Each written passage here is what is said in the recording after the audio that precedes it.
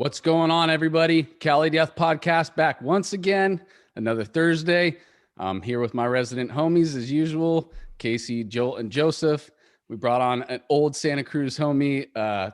We got a little bit of history, some stories to tell, and so obviously we're bringing him on because of his fucking band too. But Joe Lester from the infamous Intronaut. What's going on, dude? What's up, y'all? Thanks for having me. It's a pleasure to be here with you guys. Thank you very much for like we were saying right before. Thanks for coming on and sharing some time with us and giving us some stories and shit. You know, you were just about to get into the high school thing, and that's basically what we do around here. Is when we have somebody on, we kind of want to just go right back to the beginning with them, like when this shit started getting real for you, when you picked up your instrument, all that kind of shit. Like, when did music become something very important to Joe Lester? Okay. All right. That's a good question. I mean, I'm sure like a lot of people, just like all of you, all of us, you know, we probably all got our first like hit off the music pipe when we were real little, you know. I mean, I could not have been older than like third grade or something before I started to really have strong opinions about the records that my parents would play. Like, the ones that I fucking loved and the ones that I hated. But even, you know, at whatever age that is, you know, still one digit age, I was knowing that I loved certain bands. And, you know, when I was in third, fourth, fifth, sixth grade, I was like all about classic rock. I bet that's probably true for like a lot of us too. But what was funny for me was that I remember being sort of like against heavy metal. I remember having like a bad opinion of it when I was a kid, like, oh, that's like bonehead music or something. You know, I just didn't know. You know what I mean? Like, we all probably had to get many heavy music cherries popped along the way. But I think it was, you know, I was like in middle school when I started to care about modern music. That was a change, that I was like paying attention to what was like actually on the radio currently and stuff. The first show that I went to of my own volition, instead of being like dragged to by my parents or something, was the Downward Spiral tour. I was in 7th grade, I think, with like 4 of my little buddies, and somebody's mom and dad brought us, you know? Mm-hmm. But that was certainly like an eyeful for my little 13-year-old music brain to like take in a show of that proportion. That was pretty meaningful. And then like I got into punk pretty quick after a brief like alternative rock phase. And I was super into punk. And like in my neighborhood, I knew lots of like local kids who were like punks, and we would all skate together and smoke weed in back alleys together and stuff. What year was that, if you don't mind me asking? That was like, I graduated in 2000 from high school. Okay. So like middle school was like 94 and 5, I guess. For me. Yeah. And, you know, I knew all these local dudes and all these punks and stuff. And there were always like the token heshers, right? And we would all kind of like be laughing like, oh, fucking, what's his name in his fucking Sam Hain shirt or whatever, you know? But I was real into punk. I loved Minor Threat. I thought that was like the fastest, just meanest shit I had ever heard. And there was a record store near my house. I lived kind of near Venice Beach in LA. That's where I grew up as a kid. And there was a local record store that I used to skate to every day and just go hang out in there. And they kind of like took me under their wing, and they had like the record player and the CD player set up so that you could listen to like anything you wanted that was used. So I used to just go in there and like just listen to shit because I had seen the cover, and throw it on and be like, oh, this sucks, but at least now I know, you know, and just kind of like getting an education on like classic vinyls and stuff. But at some point, I think I like almost ironically was like checking out Slayer because I knew that it was such textbook metal, and I had like preconceived notions about metal as a punk. But it was Undisputed Attitude was the record. And so, like a perfect intro album for you to Slayer. Yes, especially because I was like specifically a fan of bands like Minor Threat and other bands on that exact fucking record. Don't they even, they cover a couple of songs by the same band too. There's like, they do multiple songs by one or more bands on that There's record. 3 Minor Threat songs on there. They're so Yeah. fucking short. Each song, like the songs were already barely like 2 minutes, and when Slayer does them, they're like only a minute. You know?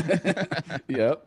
And that really kind of like peeled my fucking face off a little bit, kind of exposed me. I remember pretty quickly after that, I bought Chaos AD, and Nice. that was huge for me. Yeah.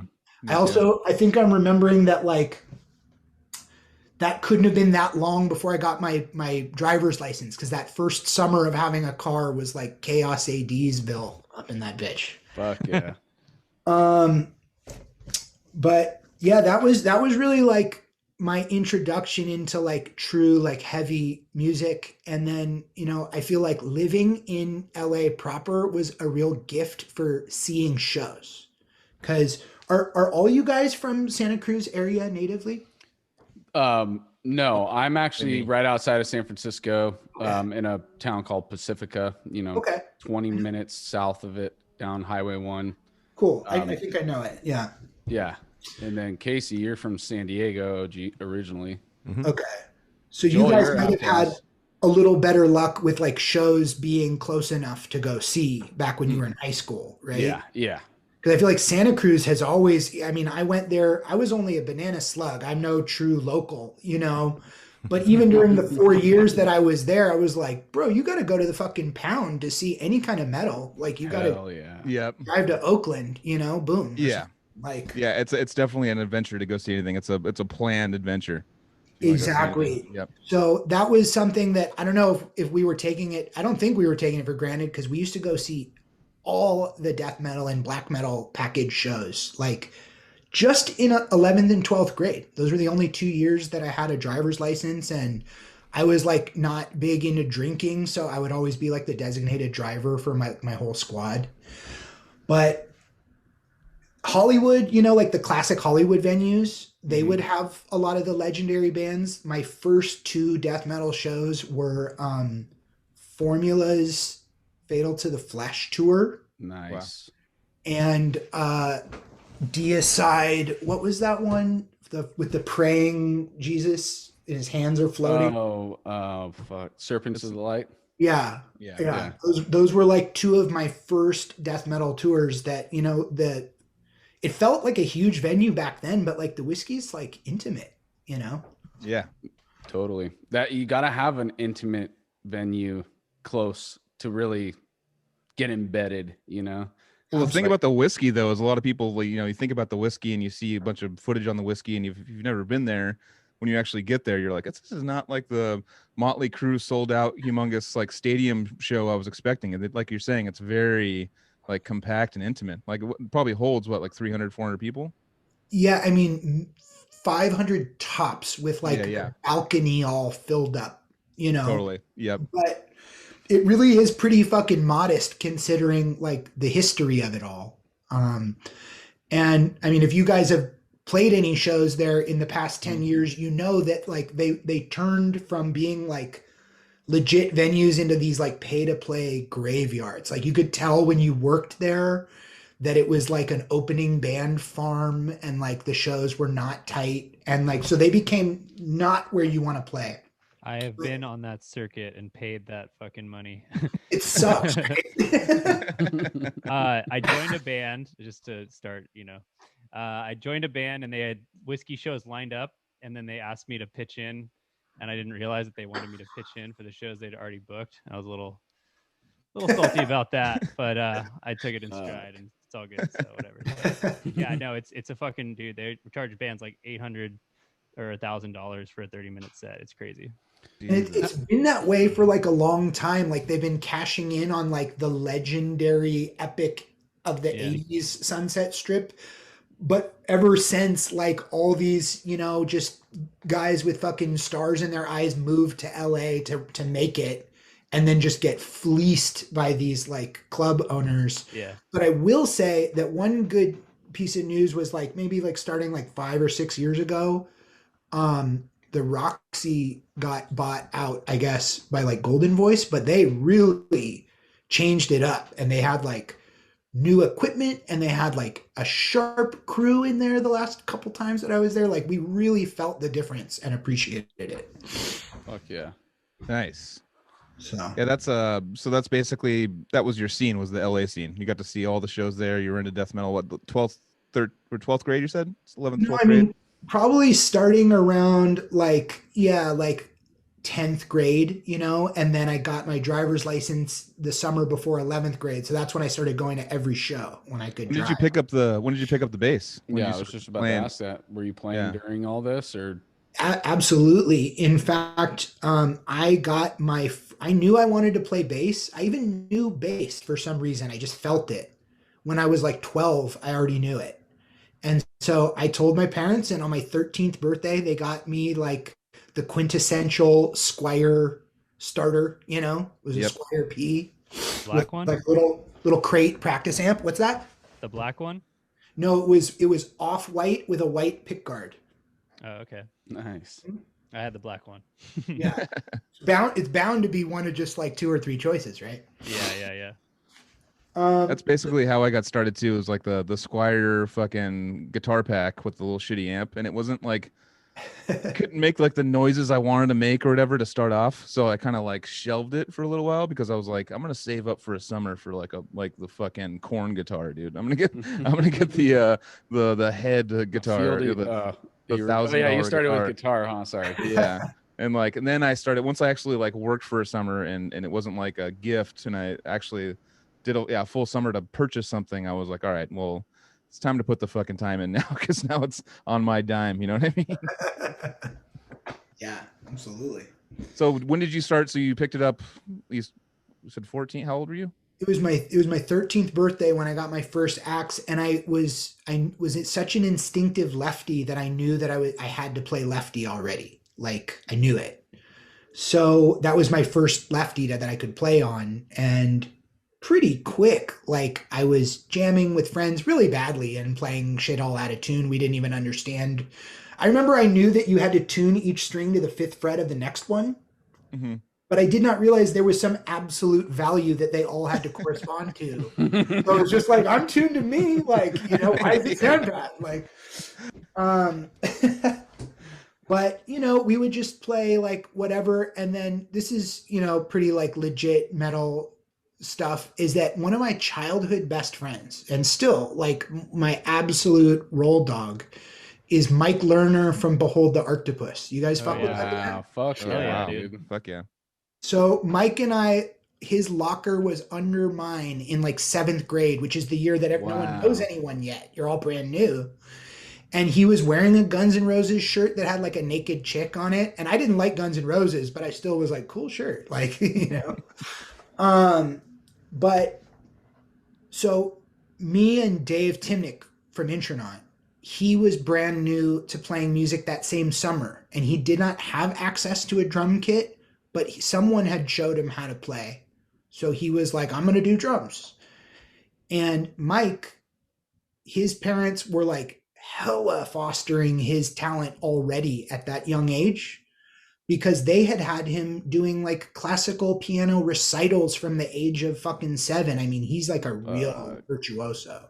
Yeah, you could tell too. Sense. You can tell, right? So even when we were 13 years old, there was a room, and his dad is also a blues guitarist too. So they had like a full blown music room with like amps, drums, all of it.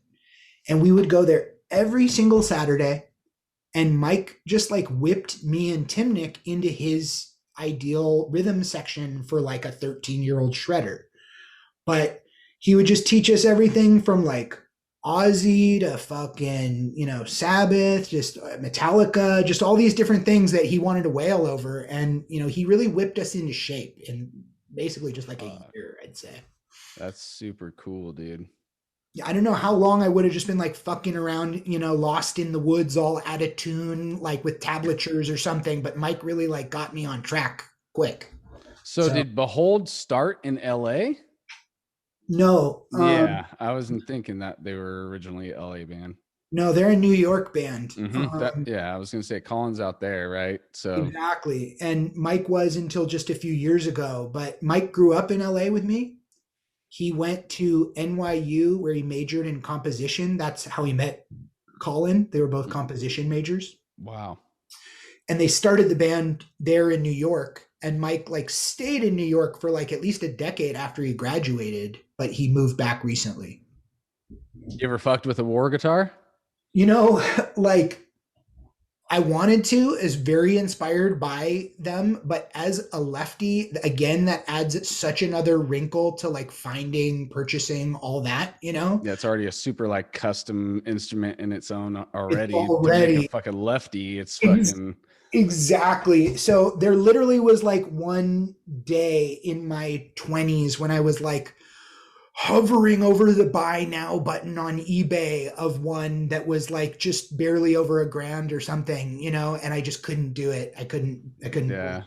you know, and like, I feel like I missed my window. Like I'm just too old to get into war guitar playing now, you know, that's a young man's game. Well, not necessarily war guitar, but Chapman stick. But Tony Levin is still playing Chapman even now on the Liquid Tension stuff, right? Well, yeah, no, I mean, if you've been doing it all along, that's one thing. Like he's the original fucking, you know, Mr. fucking pencil fingers or whatever. Like, yeah. And I do actually love the hell out of all that late King Crimson shit. Like, who's that other dude? Gunn? What's his name? Trey Gunn. Oh, Trey Gunn. Yeah. He's a fucking madman. Totally. He's like really sick. Definitely. Yeah. Definitely. So when did Intronaut become like an actual like to put it together as a recording group? Did you guys get signed? Were you guys putting out demos? What got you guys on the map to get a record Quickly deal? though, before we get to that, is there any other projects in between what you were just talking about until we get to Intronaut? Is there anything of that you would want to talk about before we get to the Intronaut stuff? Not really, like just other than that when I first started playing with Timnick and Mike Lerner, we had a band in like 9th grade and 10th grade called The Vagrants. And we wrote some originals, but like we covered The Call of Cthulhu. We covered like Rage Against the Machine. This feels embarrassing now, kind of, but like we covered Sublime. That was like fully in our wheelhouse back then. Dude, I'm a beach town boy. I wear sandals all day. Honestly, like those are still my jams. Like, you know, it's like it's not something you want to stand proudly behind anymore, but yeah, those are the jams. I will back it as great beach party music. Yeah, dude. it truly is. And also, I will say that, like, you know, I feel like reggae is unpopular with people who hate hippies. It's easy to demonize reggae if you live in a city where you're like, oh man, these fucking hippies. Mm-hmm. But I grew up loving Jamaican music and reggae. Like I really love it, all of it. Me too, bro. Yeah. And like particularly Sublime and Eric's bass lines. When I was 13 years old and I had just gotten that first Off-White P bass, that those like propulsively melodic and just energetic bass lines, Bad Fish and all these like, I mean, I was loving that shit. And I feel like that makes for a better bass player than a lot of the like the classic rock bass playing that's almost just brainlessly like following the root or something, you know? Yep. And he's like, I'm gonna puff on a cigar the whole fucking set too. Yeah. What a beast. He is a beast, dude. But we had that band and that shit fell apart. And then like, I met like my local neighborhood, like punks and metalheads and stuff. That's kind of what I was talking about earlier. And that's how I met Sasha. In fact, I was telling you guys about that record store that I used to hang out in when I was a kid. And I came walking out of the door wearing my favorite Op Ivy shirt. And I bumped into like 6 dudes my age, one of whom was wearing an Op Ivy shirt, the same like leaping guy shirt. And we just immediately were like, bro, like, yeah, you know, just had like a little bro down right there on the sidewalk. Immediate connection. But there was like 6 of them. They were coming out of the Dick's True Value Hardware right next door to the record shop. And they had just bought all the pieces to make a beer bong. That's what they were. They were like headed home with their funnel to get ripped. Priorities.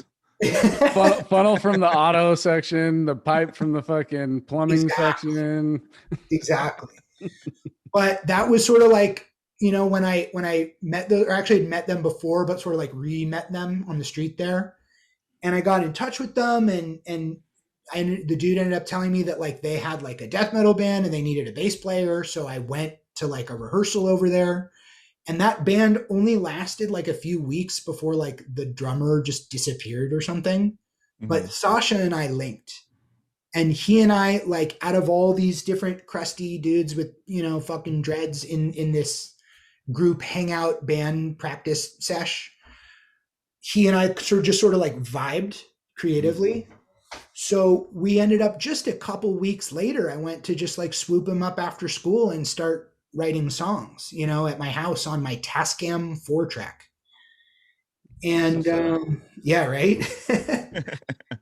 And after a while, we ended up like basically I had a second band in high school that was called the Dregs, that was a metal band. The reason the band name sounds so punk is because Sasha had a punk band called the Dregs before that. And then that band fell apart. Then Sasha and I started a new metal project, but one by one, we got all the guys that had been in the Dregs. So it was like, fuck, new Dregs, like metal Dregs the metal years. Fuck, you know? yeah. You said a new metal project, not a new metal project. Right. No umlauts. NEW. NEW. Yeah, exactly. Not NU with 2 dots or whatever. I'm a zero umlaut kind of guy. But so we had that band, and that was cool. And we even like wrote some songs and recorded some demos like in a studio and stuff that like they're like half laughable, but they're also half like the nucleus of some shit was there too, you know?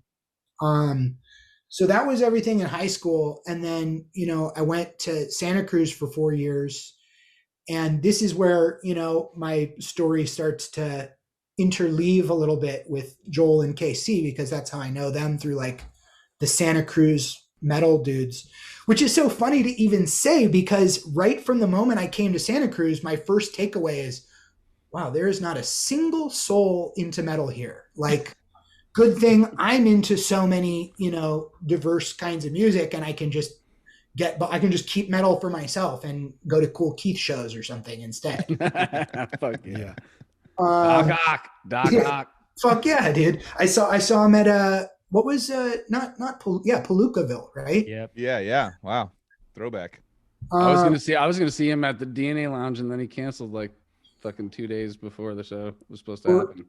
Or was it the Catalyst? Either way, I don't know. It was I saw him at the Catalyst in Santa Cruz. This was definitely DNA, because I remember seeing I was going in for something else, and I remember seeing the advertisement for it coming up. I'm like, dude, I'm gonna fucking get tickets for that, but I never did. And then I ended up finding out he canceled anyway. So I was like, oh shit. Well, you talking about Cool Keith? Cool Keith, yeah, he was gonna do a show in San Francisco. I forget what year it was, but it was like a last minute cancellation where people never saw him. Never saw him. Okay. No, I'd fucking love to see him, dude. That dude seems like he'd be amazing fucking live. I saw him a few times, but the year before I saw him the first time, he played at Palookaville. Mm-hmm. And I heard about it from people who had been there, and they were like, dude, he came out with a cardboard box full of Ziploc bags. Each one had 2 pieces of fried chicken and a Capri Sun in it, and just started launching them into the crowd, just all of them, and was like, don't ever say hip hop didn't do nothing for you. Like, and I was like really, really hoping for the same thing kind of when I saw him the first time. Yeah. But of course, you know, Cool Keith does not gather any moss. So instead, he was just showering the crowd with like porn mags, like Swank and Blacktail instead. He's like, I'm doing all my sex tape shit tonight. Exactly. Yeah. But Santa Cruz was like a different time for me musically a little bit. Like, I couldn't achieve hardly anything metal wise, but I sort of had my hands full because I was going to Santa Cruz for music and jazz specifically. And like they were like bending me over their knee. So like I really did not have all that much time for like being in bands outside of that. And Santa Cruz was fucking awesome for music. I mean, like half the department, half the prospective students get washed out the first year because of how like gnarly it is. So if you run that gauntlet, like you kind of get to reap the rewards after that. Mostly I was in it for the jazz. I also got kind of cross-pollinated over at Cabrillo because Cabrillo is such a like fucking nationwide best community college anywhere, hands down. Yep. But Ray Brown in particular, you guys all know about the legend of fucking Brownie Boy, right? I've taken 2 of his classes. Yeah, I know. Yeah, I mean, Yeah. I went and retook every improv every year just to keep ingraining it, you know. I also double enrolled at Cabrillo in Santa Cruz when he stopped teaching combos at Santa Cruz, so that I could just double dip in both places. I also was living out there in Aptos too, so. That's where me and Joseph are right now. Oh, cool. I'm literally a block. I'm probably a 6-minute walk to Cabrillo right now. I a 5-minute walk. I'm downstairs. I lived right up from the stone ship. Okay. Yeah. Right, the cement ship. Yeah. The street was Coates that I lived on. I forget the real cross street, but you know where I grew up. I grew up on Sea Ridge. It's right. It's pretty much the main drag there. Yeah. That's where I went to high school. Went to Aptos High. Did the whole Aptos gauntlet. But yeah, Ray Brown. I remember just a quick Ray Brown memory, and Trevor too has taken a bunch of his classes and stuff. But the first day he was like what you said with UC Santa Cruz. He was like he scares probably a good quarter out of his class away the first day. Like he starts off and he goes like his speech was he's all 99% my class is not good enough. 99% is not what I want here. He's like, and just like started just going off, and I was like, oh shit. And like there was a couple times where in the beginning classes where he'd just be like, Joel, build me this, or I'm improving over this, build me this progression and stuff like that. And I'd just be like, I'd fuck up. He'd be like, you're giving me some weird tones, Joel. I don't know what's going on, like the Ray Brown, Ray Brown. And like never, because then once you fuck up once or twice with him, he will call on you every single fucking time first. You will be the first person that he calls on until you don't fuck up anymore. So like you give him a wrong chord or give him something wrong, he'll just pick on you until like, so I would build like all the charts, do like so much extra work for the homework just to make sure if he calls on me and he tells me to do this inversion or something like that, that I'm ready. I'm just have everything ready to go, And like without ever quite actually truly being a dick, he effectively got the best out of you, better than you would have even dreamed of. He's scared. It's like a football coach. It's like a football coach that screams at you and yells at you, and then all of a sudden, like you guys win the championship at the end. You're hugging at the end. There was fear involved in the motivation, but it really worked. Oh, definitely. It's fear and love. Yeah.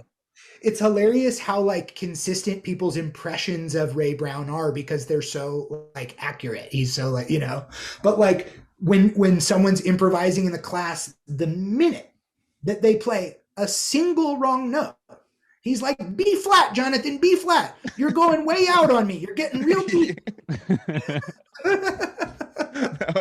That's what he just let you like stop the whole class. You're giving me some weird stuff here. I don't know what's going on, Joel. Like all the time. Those types of brains fascinate me though, dude. It's just like he immediately knows when something's not right. He knows every note name occurring in every instrument simultaneously by the context. He doesn't even have to think about it, And he was a beast for sure. And I studied with him every year I was there. And I remember, I think it was my senior year, I was playing in the combos at Cabrillo. I was 4 years deep on upright only. Like I was playing like almost no electric bass at all. And he like stopped us right when we like finished a tune or something. And he was like, Joe, you're not rushing. You're not dragging. You're playing. Your time is good. And then he just moved right on with what he was saying. But I was like, holy shit. That was like a 21 gun salute from fucking Fuck yeah. Fuck yeah. I mean, I don't know the dude, but just hearing you guys talk about him for a second, I'm like, dude, that is like exactly what you would want. He took like, I'm done. he took a whole 5 seconds out of his day to tell me my time was good. Like that was meaningful, you know? No, that is. He's not there to prop you up or anything. He's there to, you're in his band. You better do it right. Or he's Far gonna tell from you. it. And in fact, you know, every jazz band that I ever was in would just use the real book and do it that way. But Ray Brown writes charts for tunes that have like stops and hits and like choreographed unity between the sections and everything. And he picks cool, weird tunes that aren't the ones in the real book and arranges them all sick. So right when you start the quarter, you get like a folder for your instrument in your clef with all the tunes.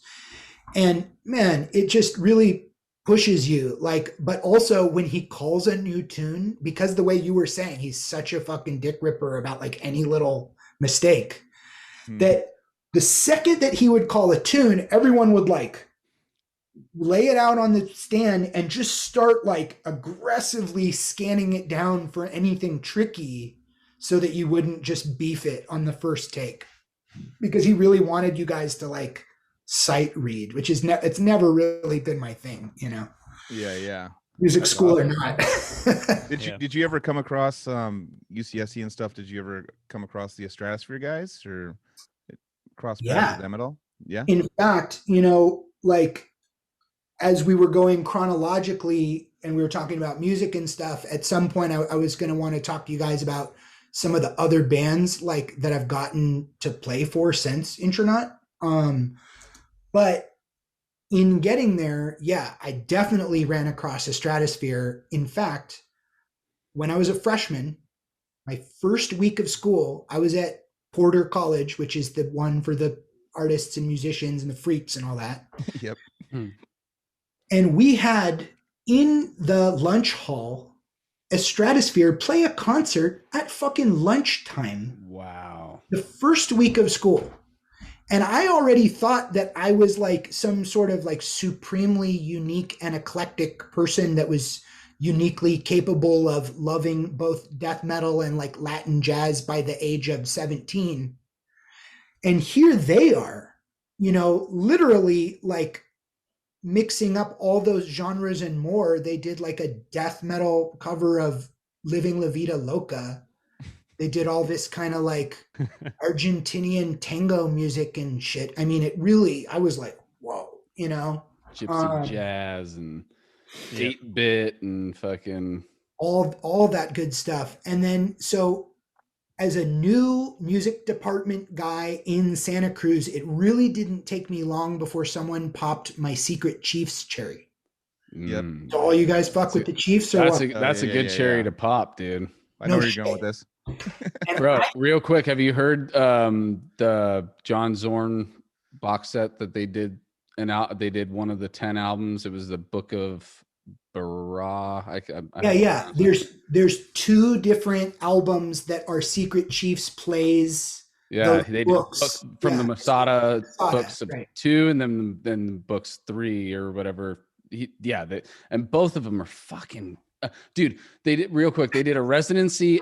John Zorn did a 4-day residency at the chapel in SF, and each night was different, and it was all different bands that were playing his compositions. And I picked the night that him and Mike Patton were doing an improv set, just him, John Zorn, and Mike.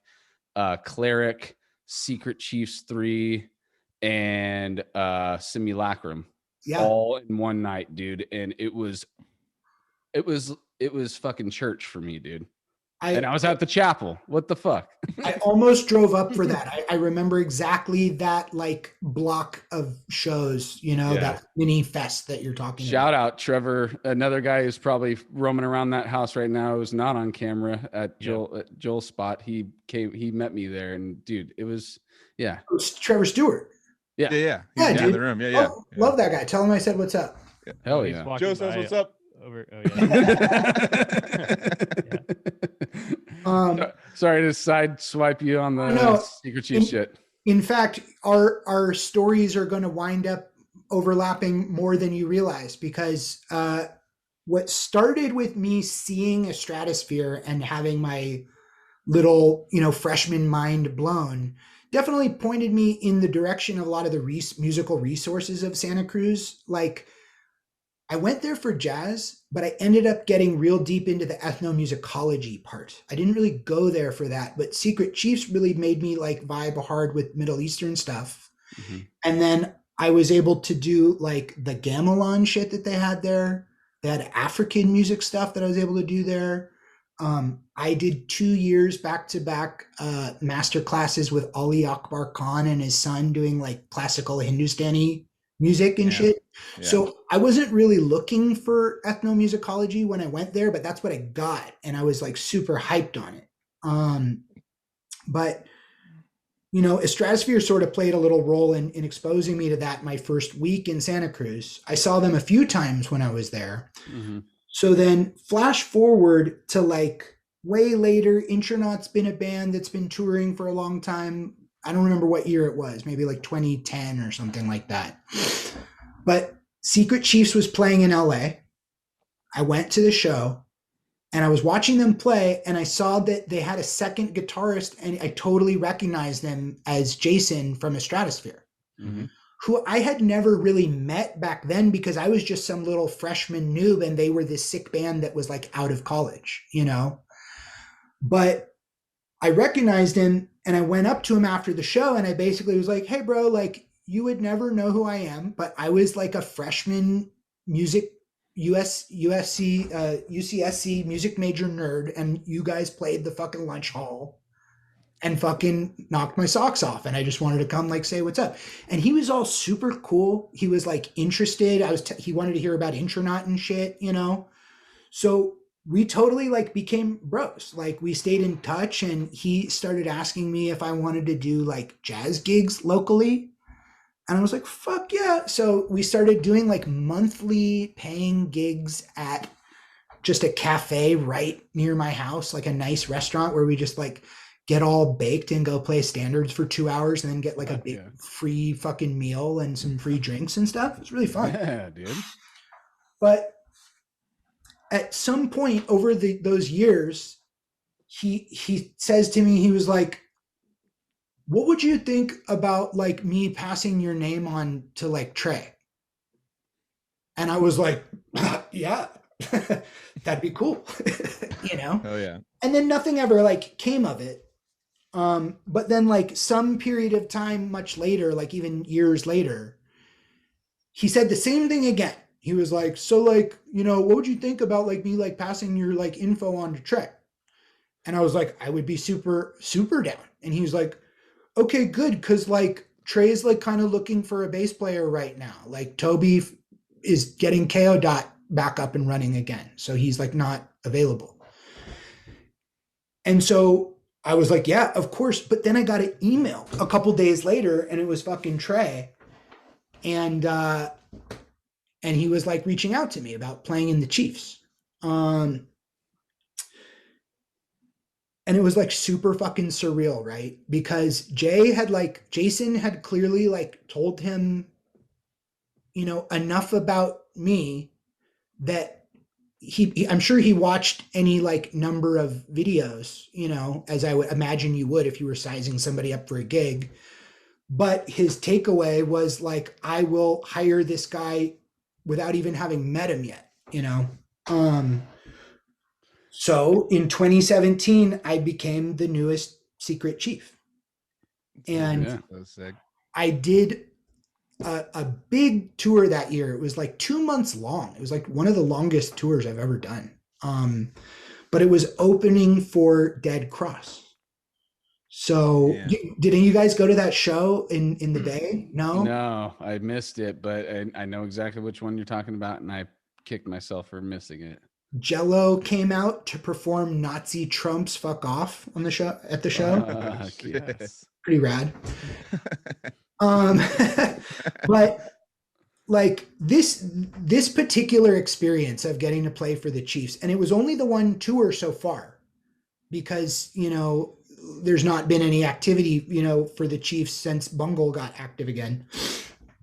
But I do have like the expectation and the hope of doing it again someday if there are tours to be done. But even just for like a musician and a life experience perspective, I learned about the Chiefs when I was a freshman. I was like 17, and for over, probably 15 years, the Chiefs were probably the band that I referred to as my favorite band, and that I only told people about if I thought that their taste in music was awesome. Like I didn't even waste time. But if I thought someone was sick, then I was like, let me tell you about my favorite band in the world, the Secret Chiefs. Like all these years I spent as a super fan like that, and then actually getting to like do the tour. And part of what was crazy about it was that the music is so dense, right? Mm-hmm. Least rehearsing of any band ever. Oh shit. It's all just kind of on an honor system. Like, yeah, just learn it at home. We'll figure it out on stage. Dude, man, you see it live and you're like, these guys have to spend 23 hours a day on this music. We only rehearsed as a band for 3 days before the tour. And they were going, wow, we never really had a whole band camp like this before. This is fantastic. Like they're used to just absolutely winging it. Ah, Jesus, man. But it was a trip. There was the opening set we were doing was 45 minutes, but there was a whole second leg where we were doing a bunch of headliners, and that set was an hour and a half. Yeah, I was gonna say like 90 minutes probably. So I had to learn basically on my own. Trey sent like charts for maybe 3 songs, but like the other 23, I had to just like figure out, although I will say he did come to town like a month before the tour, and him and Jason spent a weekend where he was kind of like correcting some shit that I had maybe heard enharmonically or something. But another thing that was super like outlandishly challenging about that gig, and just one of the many examples of why Trey is like easily one of the sickest and most inspiring composers in the fucking game. But his like respect for the world music cultures that he is influenced by is really deep. Like it's not some kind of like, oh, I'm just gonna fucking bite it for flair, It's yeah. I was just about to say, like, he's not just throwing it in there to throw it in there. It's actually like a fucking core part of the Chiefs. Yeah, for sure. He's deep into like respecting those traditions before he even starts to integrate them into his own vibe, But a couple of the things, I mean, as you guys probably know, like all the Secret Chiefs material with the word Ishrakiun at the end of the band name is in the Turkish microtonal tuning, but they have like a whole body of material that is written on instruments that aren't regular guitars. He has a guitar that he had custom like retrofitted for him that has the spacing of a Turkish stringed instrument. The saz in particular is the instrument, but it has long and short frets. To our eye, it has 2 different sized frets. And the short ones are like a half step, like we're used to, but the long ones are a 3/4 step in between a half and a whole. And that is how Turkish music is intonated. That's just the way it is. So he had a guitar made where every so many frets, there's a fret halfway in between 2 frets. And that allows you to go either Turkish or standard at any time on the same instrument.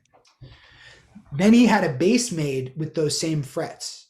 So that's how they've been able to perform live all this like Ishrakiun material that's in the Turkish intonation. Did you play any of that? I did, but the catch is that I'm a lefty. So fuck, dude. Fuck. There's only one. I mean, I'm a lefty too, but I'm just like, fuck, dude. I'm feeling your pain because it's my whole life, dude. You play lefty? No, actually, I had to learn all the instruments that I play. I learned right-handed. Drums, guitar, everything. I learned right-handed, dude.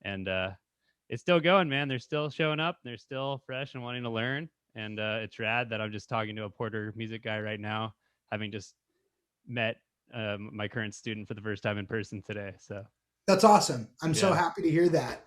Yeah. And if I could go back and do it over, I think the only thing that I would change was that back then I was like so fixated. I was like a purist about not just music, but art in general. And I was kind of a Luddite about computer technology. I was like, what? No, you got to learn how to be an artist by hand. Like, I really was on my high horse about that. So I just completely like scoffed at the idea of taking their like electronic music program. But that shit is off the hook. I really wish that I had taken advantage of it, because now that now I'm like in my late 30s and I'm like teaching myself production at home and stuff. And I'm like, holy fuck, I could have been getting schooled on this when I was 18 on like industry standard hardware and stuff, instead of like now I'm just like doing Udemy videos at home about Logic. Like, I wish I could have taken advantage of that. But and my student, he told me today he's taking a music and AI class. So awesome. Is it David Cope? Is he still there? I don't know. I didn't ask him who the professor is. I can ask him tomorrow because he's hopefully coming to class. What did you say? Music and AI? Yeah, that's the name like of the artificial intelligence, huh? Yeah. So there was this now, there was this professor back when I went there. I was there from 2000 to 2004. There was this professor named David Cope. I had him for, I think, like composition or orchestration or something, one class. But he was the music in AI guy. He was also a really interesting professor. He was like an old guy with a white beard who only slept like 1 hour a night. You know, those like weird people? Mm-hmm. And he would walk to campus every day through the forest because he was a amateur mycologist, but he was like on the mushroom hunt to and from campus every day. And he would just curse like a fucking sailor. We loved this guy. But he was all about artificial intelligence in music. And he created a software, like an algorithm named EMI, which stood for Experiments in Musical Intelligence.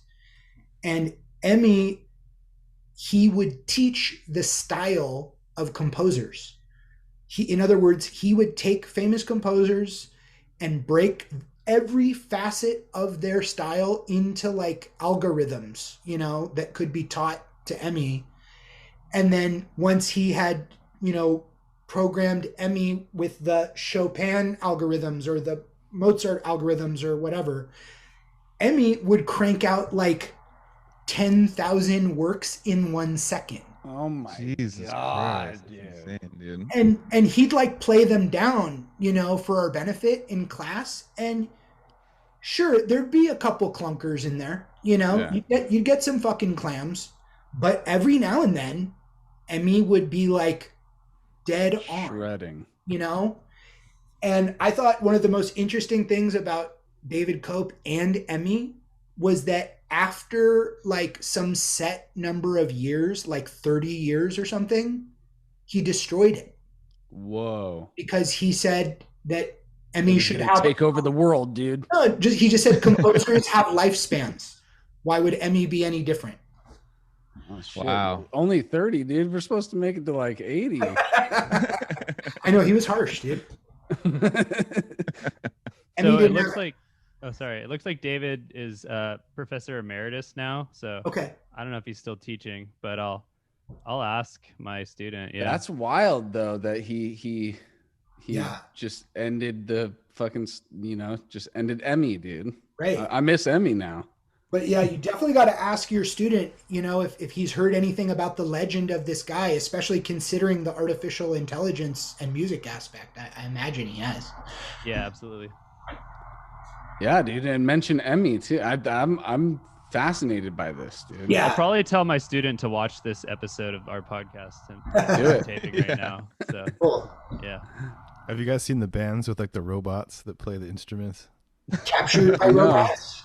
Oh, Captured by Robots. Yep. Yeah. Oh, is that what it's called? Yeah, I've seen that. Nice. Pretty Fucking cool. Like the hilarious. drummer's like Clearly, all of those bands are just ripoffs of the Chuck E. Cheese house band. Totally, dude. Or Country Bear Jamboree or whatever from Disneyland back in the day. I remember being a child in Disneyland and going through It's a Small World, and there was like all these like people like playing. They call them animatronics. Yeah, it scared the shit out of me as a kid. I was not down. Like it's all like one eye's like blinking, like not in service and shit, and I'm just all chomping. Like it's not in service. My right eye is not in service right now. Isn't there like a Simpsons episode where it's like they become evil or something, and they like? Oh, I'm sure, dude. Dude, like Simpsons has called out way too much stuff that's happened. It's kind of creepy. Oh, I'm a little creeped out by them. They have a pretty good track record. Yeah, exactly. Exactly. So Secret Chief, so you did that, so we kind of skipped over some Intronaut stuff. So so it's always been fretless, you said? There's never been a fretted Intronaut album? There's never even been a single song on a fretted bass. And I think that like part of that was that, I mean, I was just attracted to the fretless bass. Even when I was in high school, I knew that I was interested in it. Mike Lerner had turned me on to jazz even in high school. So I was already into metal, but I was like being exposed to jazz in a sincere way. And I loved Jocko. I really was, impressed by Jocko. But I believed that you could not play fretless in metal. I just didn't think it was something that worked. And then I remember hearing Steve DiGiorgio on fucking Individual Thought Patterns, I think. Yep.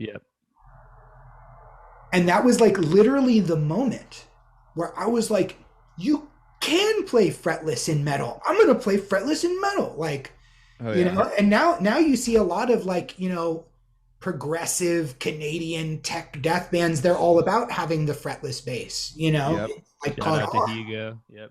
Yeah, dude. Yeah, Hugo's the man. With some band that he was in opened for the Secret Chiefs when we were in Montreal, actually. Oh, rad. Yeah. But yeah, so it's been all fretless. I think part of that just came from like I went through all the trouble to learn about jazz because I was really just vibing to like harmony, like the role that harmony plays in all music, And I also knew that I'm not a shredder. Like that's not my strength. If you want just like cascading 30-second notes, I'm not your guy, I'm more about like rhythmic teamwork and odd time trickery and cool harmonic motion, and that's cool. There's something for everybody, but for me, like that's just where I'm at. And I felt like with the jazz background and those kind of musical goals, even in a metal setting, that the fretless would work, and I've been pretty happy with it. So I'm not just saying this because you're a guest tonight.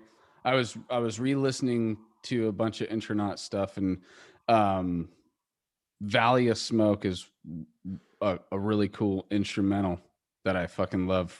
Doesn't it have Justin Chancellor on it? It does have Justin Chancellor on it. Cool. Yeah. So that's not you.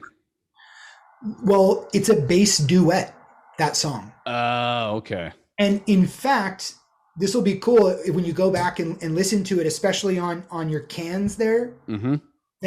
That's how I always listen. I gotta have both ears on that song for sure. Good, because in a way that was very loosely inspired by an album called Free Jazz by the Ornette Coleman double quartet. Have you guys ever heard of that? Mm-mm. I know Ornette Coleman, yeah. Sure. So he's famous for really spastic free jazz, and this particular album is very spastic, and it's not the most musical of all that stuff, but it was groundbreaking. And part of what was groundbreaking about it was that he had an entire quartet panned all the way to the left and an entire quartet panned all the way to the right. Wow. And they are improvising together, but hard panned. So when you listen to the record, you're actually hearing one tuned snare this way and one tuned snare that way. You're hearing the like separation. So we knew we wanted to do a tune with Justin. We had been friends with like the Tool guys for a little while. We started being friends with them because Dave from Intronaut is he's like a Gracie Jiu-Jitsu purple belt. He's been doing that shit his whole life. And back then he was a bouncer at the only bar in Topanga. And like a lot of famous people live up in Topanga, and that's the only bar. So like Dave ended up becoming friends with like Justin from Tool and fucking Shock G from fucking Digital Underground and shit. R.I.P. By the way, I was gonna mention that, dude. I don't know if any Did he of you pass guys, away? bro. He passed away yesterday. Oh my god, I So, didn't know, dude. Holy dude, shit. I was gonna say it up top and I totally forgot. But Oh, yeah, fuck, dude. dude. I know Rest in that's some power, synchronicity Shock. that you just reminded me. It literally was yesterday. So I when did not people know hear that. this, it'll be 2 days ago. But yeah, dude. R.I.P. Shock G, dude. That's heartbreaking. I'm sorry. I know it's very heartbreaking, dude. And to real quick, just say something about that is with Digital Underground. It was funny because I always, when I was younger, I always thought it was three MCs. I didn't find out until a couple of years later that Shock G was actually both Humpty and Shock G, dude. So it's like you go back and watch all those music videos, or what's that fucking movie that they were in with Chevy Chase? They popped in on the Chevy Chase movie. Some Nothing But Trouble. Is that the name? I don't fucking know. But they were in, and Yep, they nothing had but to trouble. shoot it. They had to shoot it as like three people in the band, but Shock Right. G, two of the guys. Right. Yeah, exactly. And you know what's even funnier is that when Dave first became friends with Shock G, they like became bros. They like did mushrooms together. They were like hanging out. Wow. That we had always had a dream that was to get Cool Keith to rap on a secret track on our album. Wow. That's what we wanted, you know. And then Dave became friends with Shock G, and he asked Shock G if he would rap on a secret track. Mo, what's your problem? You want to get up? Hold on, my cat's complaining. Hold on. Oh, wait, another That's okay, cat, that's another okay. cat making a appearance, dude. It's funny that like pretty much every person that we've interviewed has. I know I got my cat here too. Say What it. up? This is Mochi. What's up? What's up, Mochi's Mochi? very What's up, Mochi? pretty. Super cute. Dude, It's cats and like Cali musicians. Death It's Cat a thing. cast, dude. Yeah. Cali Death Cat cast. Like I think everyone has had a cat. What's funny is that my entire life, kids would tease me about how my first name should be Mo, you know, so that I would be Mo Lester. And then my wife named our cat Mochi, but now she's just called Mo. She is Mo Lester. She is a molester, dude. Yeah. Fuck, dude. So wait, you were just talking about Shock G on Yeah. a secret track. Right. So Dave like asked him if he would be down, and he was like, he said yeah, but then he like quoted some fucking rate that was all crazy or something, and Dave was just like, oh yeah, sorry, never mind, we can't like roll like that. We were just trying to just get Collab, it, just get it going. Yeah. and to which he was like, Dave played, I made the song. Like I made like a rap beat with kind of like swimmy, like Middle Eastern vibes and stuff. Oh, I'd love to hear this, dude. And Dave, I think it's on some old ass laptop of mine around here somewhere. But I made this beat. He played it for him, and he was like down. He was like down to do it. But then he just ghosted. He like ghosted on Topanga altogether. Like no one even knew where the fuck he was. You know, he was a trippy dude for sure. Yeah. Well, fuck, But dude. that same bar that brought Shock G into our lives also brought Tool into our lives. And, you know, Dave had like really fostered a friendship with Justin that was just based on hanging out at the bar. And Dave loves Tool, but Dave also understands like how famous people are, and the last thing they want to do is get punished about their shit. So Dave just treated him like another fucking English cunt at the soccer game. You know, that's what he wants. He wants dudes that just treat him like his fucking mates, you know? Mhm. Totally. And so they became like proper bros. And then some night that they were like partying at Justin's house, and you know, Justin was like, oh, you should hop behind the drums. And like Dave like did some shit, and he was like, oh shit, you know, got on his radar a little bit. But the way that Valley of Smoke came to be was that we knew that ISIS, the band, had Justin play on a song on one of their albums. I forget if it was Panopticon or Oceanic, but they had him as a guest artist on a song. And he had like mentioned to Dave how that experience kind of like rankled him just a little bit, because they gave him the song and he started kind of like doing his thing on it. And they were like, oh no, like we have a bass line for you to play already that was just the same thing, like repeating. And he was kind of like, oh, well, why me then? You know, but he did it. He did it anyways. And then his name is splashed all over the fucking sticker on the CD and the vinyl and everything. And it just kind of left like a little bit of like a funky taste in his mouth. Yep. Yeah. So rightly so. Right. So when we proposed the idea to him, or actually we waited for him to say it. We had already talked about it, but we waited for the moment that he was like, man, we ought to fucking collaborate sometime. That as soon as he said it, we were like, yes, absolutely. Like, let's do that. And when we offered it to him, we were like, you have total creative freedom. You have final editorial say-so over your part in all ways. And we won't even use your name if you don't want to. You can make up a fucking, alias, pseudonym or whatever the fuck you want. That's not why you're here, And he loved that. He loved this idea. So we wanted to like tee it up to just be like a success. You know what I mean?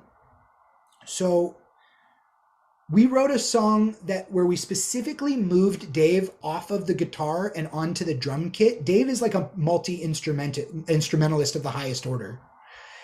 And we had a double rhythm section with 2 kits and 2 basses panned left and right, influenced by Ornette Coleman. Okay.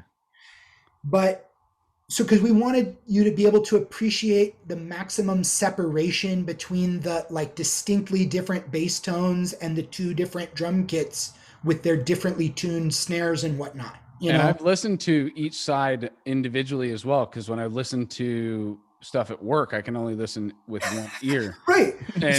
And when I had listened to that, when I had a good run with that album when it came out, I would try both. I would go both sides on that song, and it would be a totally different experience. You were literally getting to experience each side of the polyrhythm by itself, because that's exactly what was happening. Like one side is doing like a Cuban 12/8, and the other side is doing 3 bars of 4, but they both add up to 12. Like, it's a great fucking tune to listen to, dude. It's a fun one.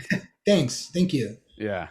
But, and I'm not just zoning in on the one instrumental, I listened to a few of your guys' albums, but that was just one that was coming out in the moment right now, Valley of Smoke. Well, that tune is a standout for a bunch of reasons. And a couple other things about it were that, like, we wanted Justin to have fun and do his best shit with minimal effort. Like, he's a fucking rock star. He's agreeing to come to our shitty little studio for a night. Like, we wanted to just tee it up to be ideal. Totally. So we wrote the song. We made an agreement with him. We said, you can write any part you want, and we'll write our parts around your part for that riff in the song. But then we will write a whole song around your section, and you may do whatever you want on the rest of the song. But that was sort of like the agreement. Yeah. But we wrote the whole song in D minor, because we all know that that's like Tool's fucking wheelhouse, like drop D minor vibes for days, Yep. So we wrote the tune in D minor so that it would just be like right where he does his fucking shit. And sure enough, the part that he wrote was in D minor. So it was like a no-brainer. But the last little like kind of cool story that I have about this particular song is that like, I really wanted the two basses to be featured, like not a gimmick and not some sort of like sloppy mess of like competing frequencies, but really, you know, I wanted it to like work. And so when he wrote his part for the middle section of the song, which is the part with the tabla, like the long droning groove, he wrote the thing. It's in D minor. It's got a couple sort of implied chord changes, but otherwise it's just sort of like sitting on D.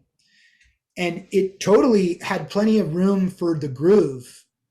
But I wanted to write a bass line that like really added something and wasn't just like splashing around in the exact same musical territory as his bass line. So I wrote like a bass line that has 4 chords. Like my bass line has chord changes. His doesn't. So my chords are recontextualizing his notes. You know, it's like a reharmonization ultimately. And almost all of it is essentially pretty consonant, but there are a couple times where I like intentionally just slide right through some harmonic planing that is out of the key but is still like having some chromatic motion that, you know, is makes you forgive it. And I thought it was fucking badass. I mean, I dug deep though. Like I wanted this bass line to really like do something musically interesting and not just be like, oh, D minor too for me too. Like, you know, and so I did it. We did it. We released the record. It was all cool and fine. And then we did the tour. We did the Tool tour. And there was like 2 shows where we actually played it. They had a day off where they were in the same venue 2 nights in a row. So they didn't have a sound check the second night. And that was our opportunity to run it one time.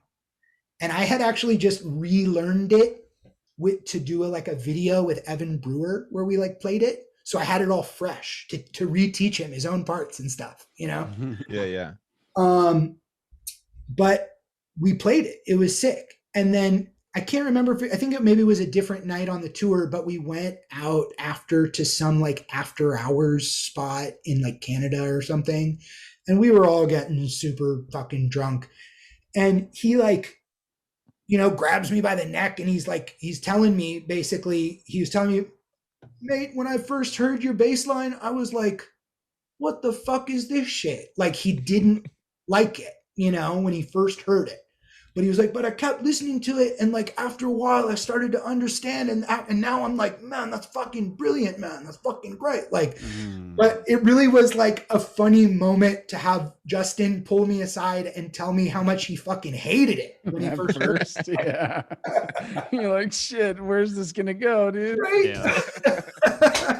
That's awesome. Yeah. Well, fuck, Oh, dude. man, what a That's a trip. fucking sick story, though, dude. Talk about doing the Tool tour though. How did that? I mean, how was that? That's probably fucking next level, life changing. Like as far as the crowd size and you know all the fans and stuff like that, and dealing with that. Yeah, I mean, I think that as an experience, it's everything that, you know, you guys are picturing because you guys have all played shows and probably even like bigger festivals than me. So you know what it's like to play like a crowd that big, but there is just something different about like a 2-band bill, but it's at the Mandalay Bay Sport Arena, you know, or something. Like it's a trip. So everything from like the nerves, you know, like there was absolutely like a new sense of nerves that had not been there in like a zillion years, to like the technology. I mean, this was 2012. And even then, you know, I still would describe us as being a pretty like scrappy little outfit with not the most professional of gear in our touring rig, if you know what I mean. So here we are like raw dogging it on like shitty bar fucking monitors every night and stuff.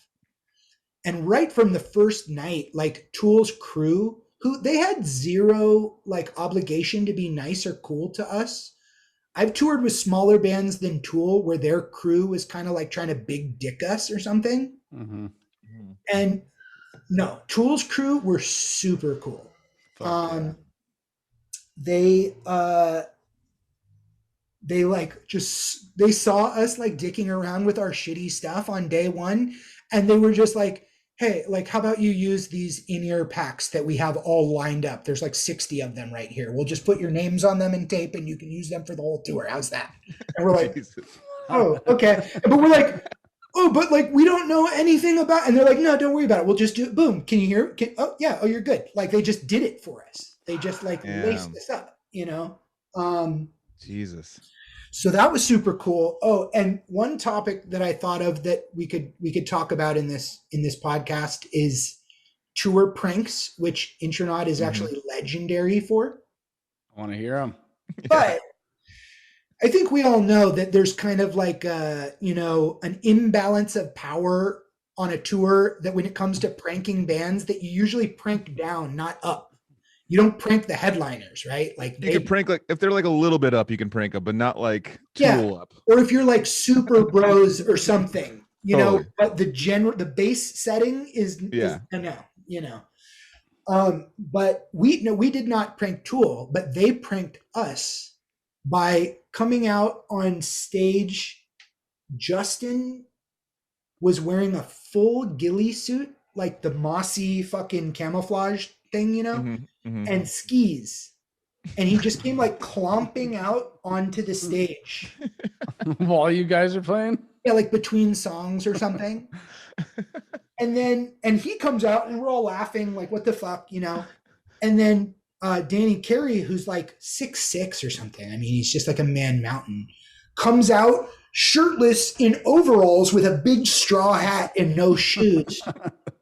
And chases Justin off the stage before we can. I would say after that, you guys should have got him back, dude. No, I mean it's Tool though. You're just thankful that happened. Like, in fact, even if I wanted to prank Tool back somehow, there was a night on that tour where a friend of mine and I tried to watch from side stage. We tried to just go to the side stage to watch Tool.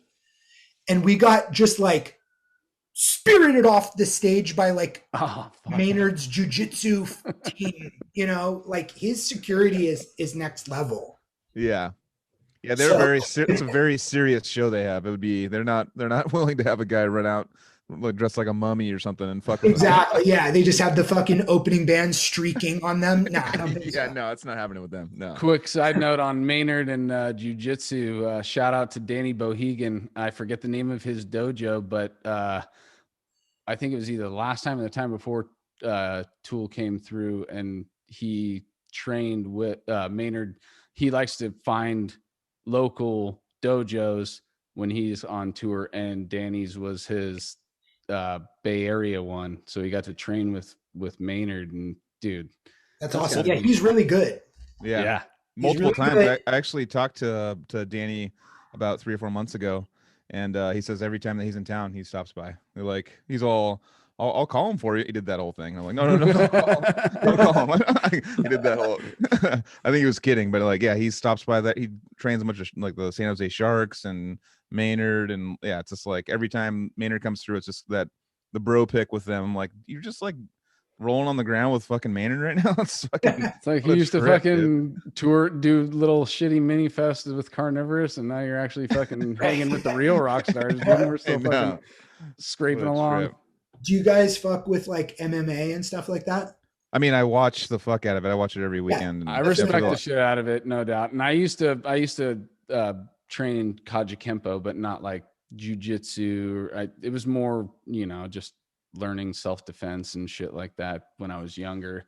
But yeah, watching dudes at that high level, even though I don't follow it and know everybody's names and shit, if before the pandemic and shit, if there'd be like a big event and everybody's having a party, I'd fucking go and have a great time watching dudes fuck each other up, no doubt. Yeah, I got that Usman Masvidal already paid for.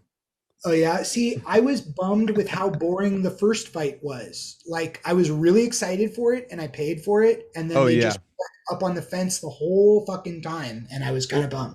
He had like a 6-day window to train for that because I forget who Usman was going to fight in the beginning, but the dude fell off, and That's then true. he had 6 Hospital day came in camp.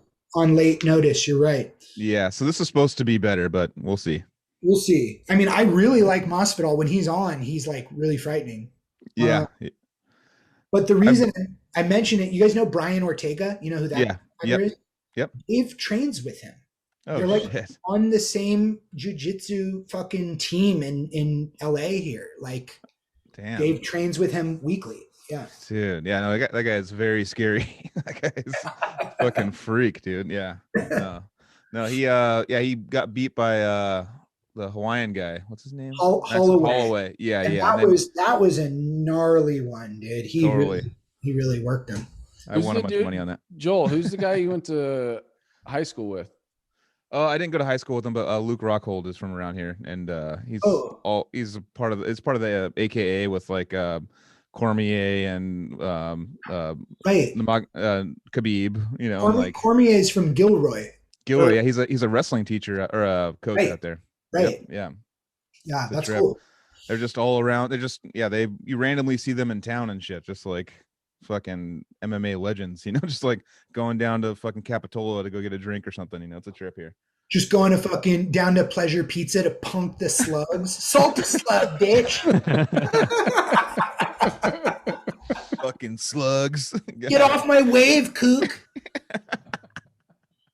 That's definitely less of a thing now with the gentrification of this town, but back in the day, that was a thing back then. That was a thing. That's I grew up hopping in on a wave or even being out in the lineup if those guys came around. Like totally. No, there was surfer gangs when I was a kid. It was the South Siders, the East Siders, the West Siders. Like they were gangs. They would. I remember the South Siders were in the south side of town in Aptos. They would like do fucked up things like, oh, this guy that we don't like's having a party. Okay, we're gonna go to his party. Oh, we're gonna break all the windows. We're gonna steal his car and throw it off a cliff. They were still doing that. Like when I was a student, every like house party ended with a bunch of locals refusing to leave until a fight occurred. Like yep. Did they definitely calm down? Did they take territories and shit? Like you can't surf this beach, you can't surf. Oh yeah. Absolutely. No, yeah, it's the same kind of Hawaiian territorial kind of thing going with especially because that sort of like Half Moon Bay is the biggest wave on the West Coast outside of like Hawaii or something. So yeah, they're pretty fucking protective of the whole Mavericks. Yeah. Mavericks is something that like literally they don't know until like a few days before it's going to happen. And people fucking flock from all over the world. They get the call. They're like, I'm on a plane from fucking across the world right now to go hit Mavericks. You're like, damn, dude, that's fucking gnarly. You got to be jet skied in to catch these fucking waves. People are watching you from the coast with fucking binoculars like, oh, dude, that dude's doing fucking sick shit right now, bro. Even like Hawaiian surfing legends have died on Mavericks because it's it's a unique beast, you know? Mm-hmm. They're not all hollow like the Hawaiian waves. It's like a mountain. Mavericks is a different shaped wave. Like I remember like growing up here, like I was like my friends would take me out surfing and stuff, and I was like obviously not a surfer, but I would be like, oh, let's go. Yeah, I'll go. You guys, and they're all like most of them are pro now, but they just like take me out to like the craziest shit, and I would just like get murdered by like a fucking 7-foot wave and just be like, all right, dude, I'm done. This is like I'm from LA, so I learned how to like longboard on like little knee-high fucking beach breaks at Venice and shit. Like But when I was in Santa Cruz, one of my roommates who was like a proper surfer from like Ocean Beach in the Bay Area or something was like, oh yeah, bro, no, I'll take you to some places. They're pretty chill, you know, 3 mile, 4 mile, Waddell, like, and I would just get like fucking trashed, just like over the falls, like 30 times in a row. And then I'd be like, okay, I think I'm just going to paddle in. Like, your old bass is pretty sick. I'll just stick to bass. Bass is great. Dude, I just picked up a fretless, dude. I'm chill, dude. Yeah, it's good. That happened to me. I started surfing again this last month, and like I totally had that same thing. Just Newport Pier, and I was just totally crushed by like a 2-footer. Just so sad. Yeah. Yeah, I remember even around here, like with the longboarders, they're like, "Fuck longboarders!" Like the shortboarders are like, they hate longboarders now. Yeah. It's like, I mean, I don't know if it's now, but back like 10 years ago, and like if you were a boogie boarder, they'd be like, "You fucking dick dragger, Sponger. sponger." So my friend has a sticker on his fridge that says "Never forget 26th Avenue before wave storms."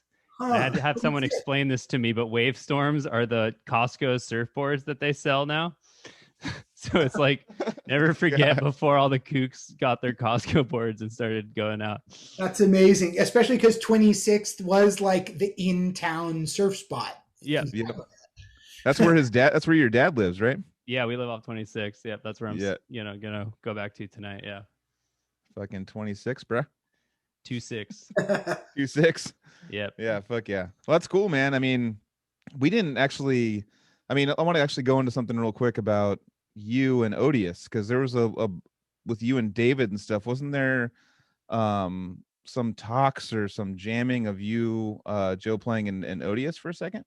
Yeah, exactly. It was like I had met Dave and them, like, probably just during my last year, which was probably when I met you over at their house. Where was that house that they lived in that was up in like Ben Lomond or some shit like that? I don't know. They were up in the forest there. Yeah. But basically when I met Dave, I like felt like I had finally found a dude that I could play metal with in fucking Santa Cruz after 4 years of just only playing jazz and not knowing any metalheads at all. And they were writing some like really dense shit. It was like that original Odious material, or I feel like it might have even been called like Yoshika Flex at one point. Oh yeah. Casey, yeah. Was that Casey's? Was that your That band? was your email for years, Casey. Yeah. How funny is this? Where this is going this far back, right? Oh, I love it, dude. This is exactly. I mean, this isn't the only place I wanted to go, but I definitely wanted to touch on some of this stuff during the podcast. Yeah, because this is before Joel, obviously, So like you were going to be the first bass player we ever had, really. But this was the problem, was that we didn't even link until my senior year. Yeah. Me and Dave. And then I started learning the shit, but it's so dense that it takes a long time to learn, right? Like it took like however many months to even learn like one song or something. And I already knew that I was moving back to LA right when the school year ended. Totally. Dude.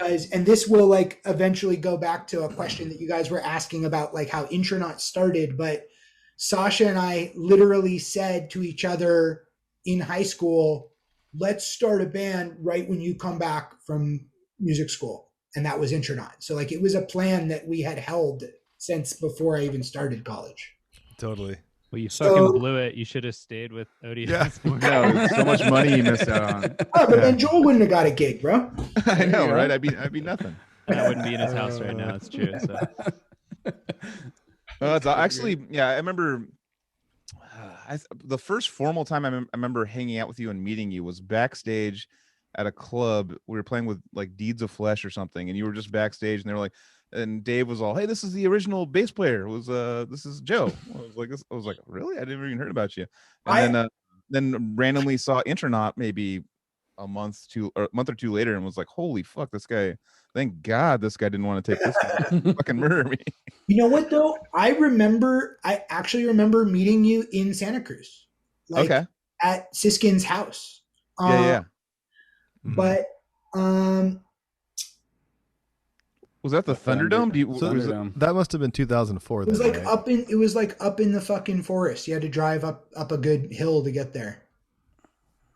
And there was a bunch of dudes. It was like a 2-story house with a bunch of dudes living in it. I can't remember. Like it could have been like Bonnie Doon or I don't know. Well, David lived down near the boardwalk. That was that house, the Thunderdome. Yeah, that's not what I'm thinking Yeah. of. The only dude I knew who lived up there would be the brain drill guy, but probably not that. So No, this is that was way after. Oh, that's what I and thought. then Yeah. another Santa Cruz metal story that I have, and there's so few, right? Is that when I was a senior, I was living in fucking Davenport. I remember taking you home one time out there, I think. Out to Davenport? Yeah. Yeah. Oh, that's awesome. right. And so I was living out there and I would see this pickup truck parked right there on the one street with all the fucking Let me stickers, guess. Patient stickers and everything. Yeah. And there were so few metalheads in Santa Cruz that I Good immediately was like, I must find out who the owner of this fucking truck is, you know? It was Santa Claus. And then the first time that I saw blonde dread Santa Claus fucking unlocking his truck, I was like, hey, bro, sorry, I don't mean to just like walk up on you like that, but I've been seeing your truck parked here all year and I'm super into death metal and I've been waiting to catch you because I just wanted to know if you want to come upstairs and smoke a bunch of weed with me and my girlfriend. And he was like, fuck yeah, you know? So he came up and broed down and I learned about like his dogs, boy and girl. Yeah. Yep. And how he lived on the beaches to surf every day Yeah. and would only go work when he needed to work, but absolutely just elected to sleep on the beaches near Davenport every night. And I was like, wow, you're a sick dude. You are really cool. Yeah. Yeah, dude. Wow, what a trip. Yeah. He's always referring to he's Bill got from the that Curve of Birth, legend. by the way. Everybody, yeah, we're talking about Bill. And no, we never mentioned his name because we're just like, yeah, dude, we know what you're talking about. Dude. Just this guy named Bill. And That so- man's name, Albert Einstein. No. Yeah. And so maybe that was the tour that you were thinking of, Joel, where you remembered meeting me, was that there was at least one tour that I feel like Decrepit was on and maybe Odious 2, where we were on the same routing as you guys. Okay. Right. That kind of yeah. There was a tour with Suffocation and like maybe like the Faceless too. Were you on? Is that ringing a bell? Yeah, right. Yeah. And you know, Yeah. this will clinch it for sure. We played the same day in Albuquerque. I remember that. You were I at the launch your pad, set. Yep. and you guys were at the like Sunshine Theater, just like a couple doors down. Yep.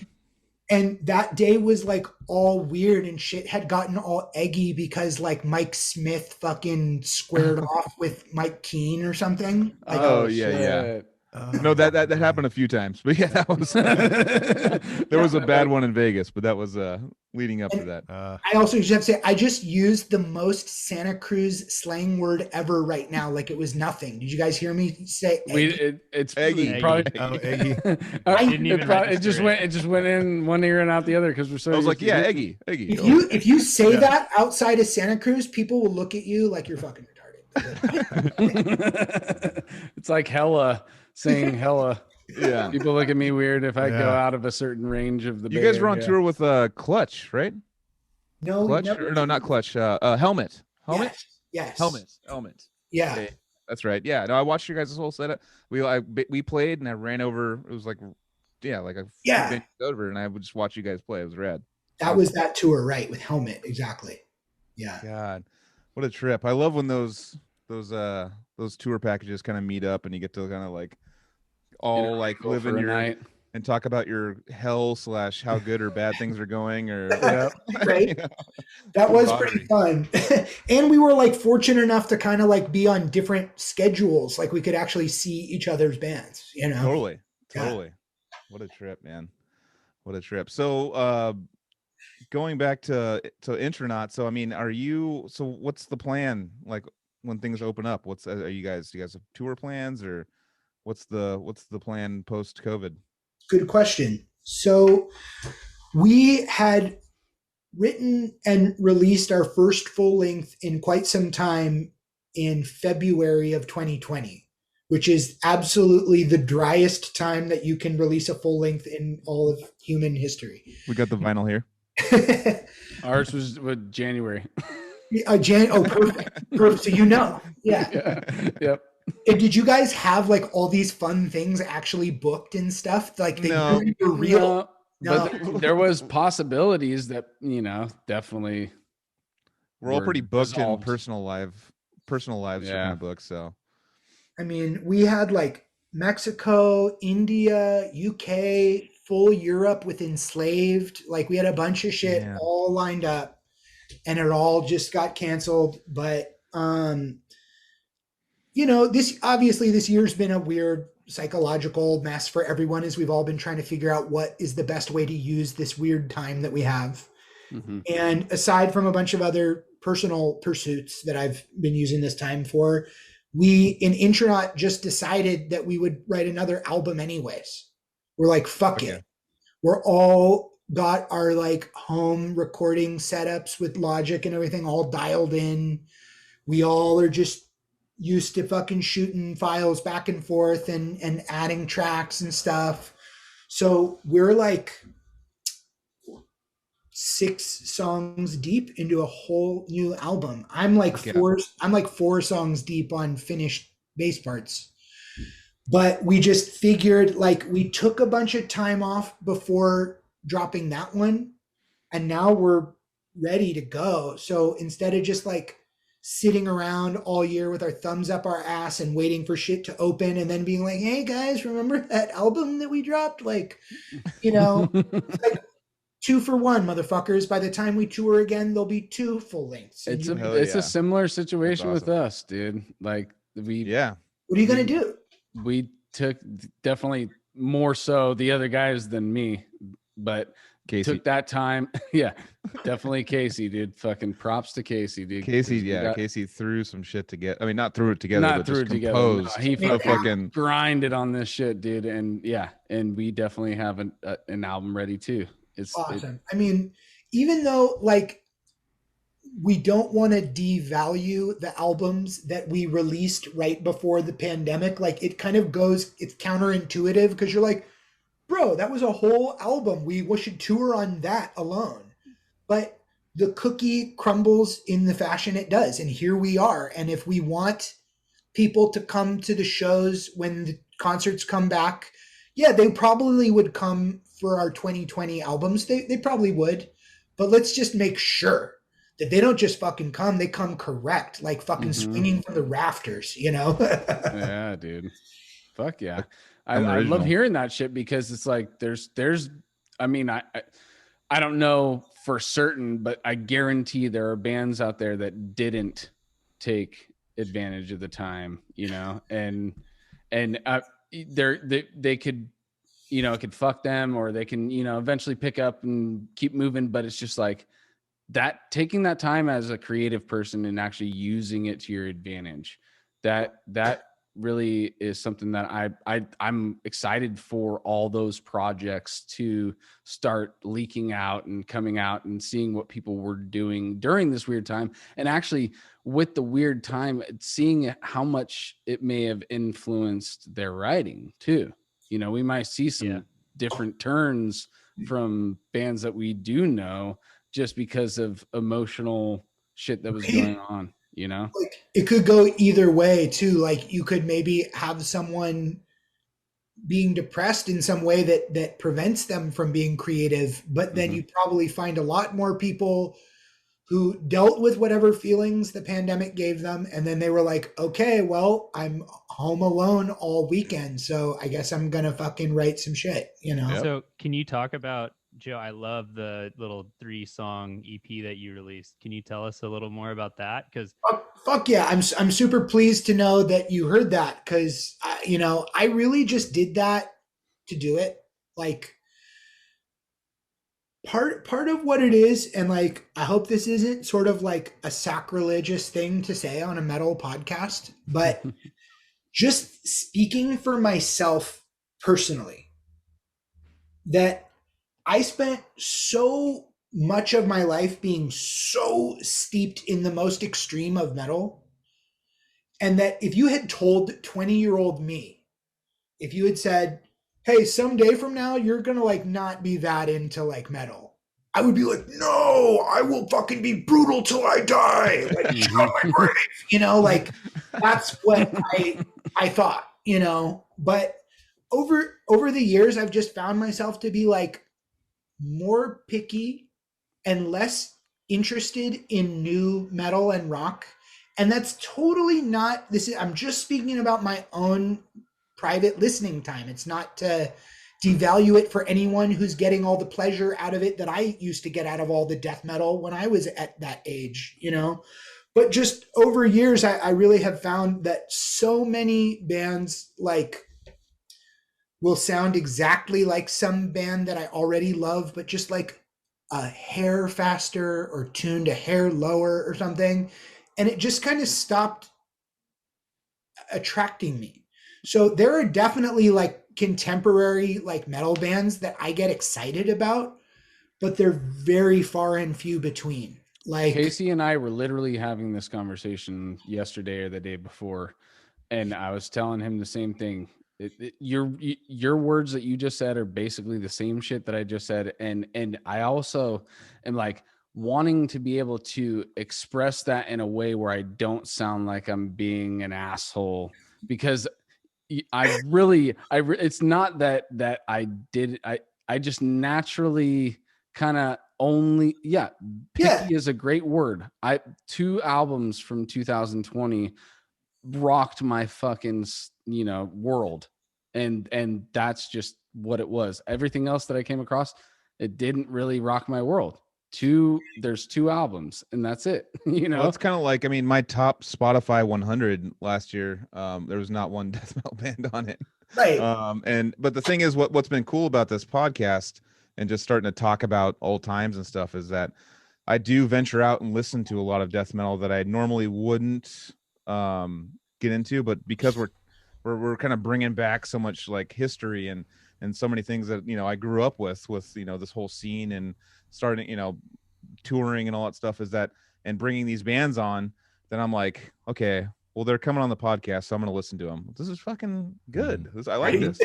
But it's one of those, it's definitely a thing where I wouldn't go seek it normally, though. I wouldn't I don't have that childhood I don't know what to call it, but I'm just not drive to go. We had to go digging in crates and finding all the shit. But totally. do you like digitally crate dig for other kinds of music? Oh yeah.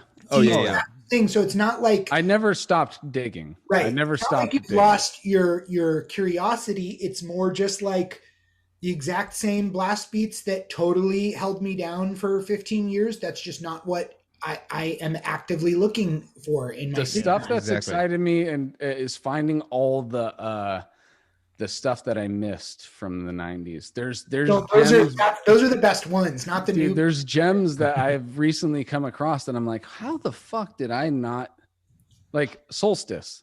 Never, like within the last year and a half or something, I've known about Solstice, and I always saw that logo and always just brushed it off as some random fucking generic thrash band or something. And then I listened to it, and it's a super fucking group from Florida, and they're playing all the styles from those members are incorporated into that project perfectly. And they're putting out a new album, aren't they, this year? I think, you sent me a link. I saw it on Instagram. They're fucking getting active again too, which is super cool, dude. But those things are the things that excite me. It's like, I don't really know what it is. Casey, wasn't one of the members of that band, and like, was it Cannibal or what was the guy? Malevolent. Now I'm on the spot. I can't remember. Yeah, but anyways, I'm still new to them, dude. Come on. Give me some credit. Definitely getting more like dad vibes with my jams. It's more progressive rock, progressive. Well, we're metal. getting older guys, It's like, and I like a lot. I like a lot of pop music. I like a lot. I go all over the place for just something that, like, I'm not worried about my metal cred anymore. It used to be like like what you were saying. I don't want to stand behind Sublime. It's like there's bands that I listen to now that I'm like, I'm not going to stand behind it, but I fucking like it a lot. Like it's like, I'm not going to tell anyone I really listen to it a lot, but just don't check my Spotify top 100 next year. But yeah, no, it's anything that just gets me, gets an emotional reaction from me. To me, I'm not even embarrassed by anything that I like anymore. If people if it gives me a fucking, especially not now. Not now. It's like, who gives a shit? I listen to the worst trap rap. Like I love trap. And all my friends hate The it. mumble shit, In my too, car dude? listening to DaBaby and shit. Like, not I don't even know what that is, dude. Like you really like the mumble rap shit, bro? See, look, he's But all the he's all, beats dude, are I don't dope. care. I will He's all, Now, he's all, I don't care what you Oh, like, here we but go. you really like that? I, like maybe half of those artists I don't like. So it's not like I like them all. I like Half the of them beats. are terrible, but yeah, the beats are the primary. The beats are the and the shit. production are really what the attraction. Production. I shouldn't say Production the shit. really the beats attracts are me. What? Yeah, I'll Yeah, I'll the definitely production. listen to it for the beat. But when I can't, because I'm also from an era where it was all about having dope rhymes and being the illest MC, you know, and the way that they're rapping now, it just doesn't. Well, as a current rap fan, I'll say that there definitely are the true mumblers, but Yeah. mumble rap is definitely an oversimplification of a diverse genre. Mm-hmm. But like Joseph was asking me about the Hot Pocket EP, which was this 3-song EP that I released just now in the pandemic. It's like my solo thing. Mm-hmm. And I really just did it for shits and giggles. Like I have no intention of like necessarily doing anything professional with it. But I just found myself being all fucking cooped up at home in the pandemic and having like creative energy to let out and having like a newly dialed in like home recording and MIDI setup that I've been putting energy into and stuff. And like the music that has been influencing me the most, like this is how we got into talking about our personal playlists and how it's not metal so much anymore. But for me, there's like this perfect place in between like classic hip hop, jazz, and like funk, like neo soul. You know, there's just this perfect Bermuda's triangle of artists that fucking kill me. Like going all the way.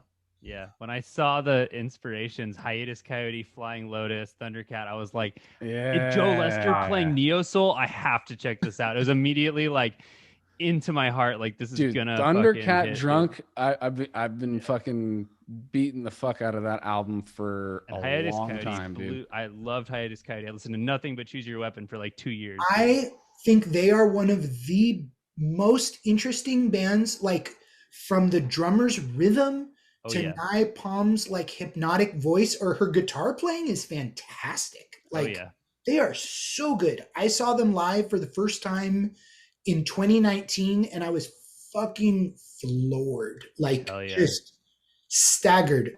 Flying Lotus is my single favorite artist right now. No shit. I love Fly. I was listening to Fly Low today on the way to Joel's house. Yep. Nobody blurs the line between like organic live instruments and processed digital sound like him. He literally has the world's best jazz musicians, drummers, fucking violin players, saxophone, bass. Thundercat's brother, Ron Bruner Jr., is like the top session drummer for all hip hop shit, is like all over that stuff. I actually went to high school with this dude, Miguel Atwood Ferguson, who plays. Oh, yeah, of course. You know him? Yeah. He's killing it, dude. He's like killing the game. Hell yeah, dude. He's the whole brain feeder scene. Like, my brother went to UCLA, so I got to connect with some of the scene around him. Yeah.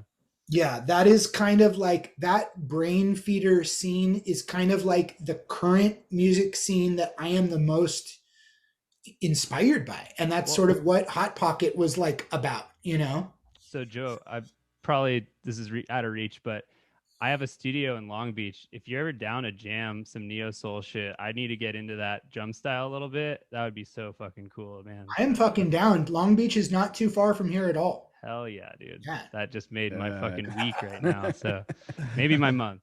Have you, Joe, have you caught Thundercat's Tiny Desk concert? It's Christ, yes. Dude. But my God. He's playing here in about a month. Amazing. I'm a huge fan. I think I've seen him like maybe 6 times now or something. I saw him open for P-Funk. I've seen him headline a few times. But there was when I was on the Secret Chiefs tour, we were playing a venue, I forget which one, but on the main drag in Lawrence, Kansas, you know, where all the venues are. Mm-hmm. And it was before the show, and I was taking a shit, and I was looking at Facebook, and I saw a post from Miguel Atwood Ferguson, and he was saying, "Another beautiful day on tour. We're here in Lawrence, Kansas today."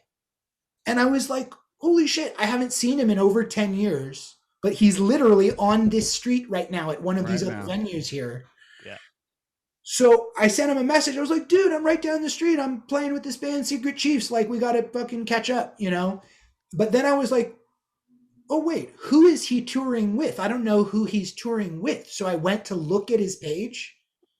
Thundercat. He was in Thundercat's band.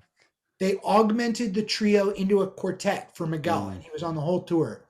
So I took the keyboard player and Schimmel. I took Schimmel and the keyboard player from the Chiefs, and we all went over there and caught the like the second half of the Thundercat show. And dude, I mean, there's so many different influences with that dude, but like I can taste Zappa, I can taste some Bungle in there, but like the, you know, also like the 90s R&B, fucking 90s hip hop and the P-Funk, and it's all in there, dude, and it's all like very tastefully done.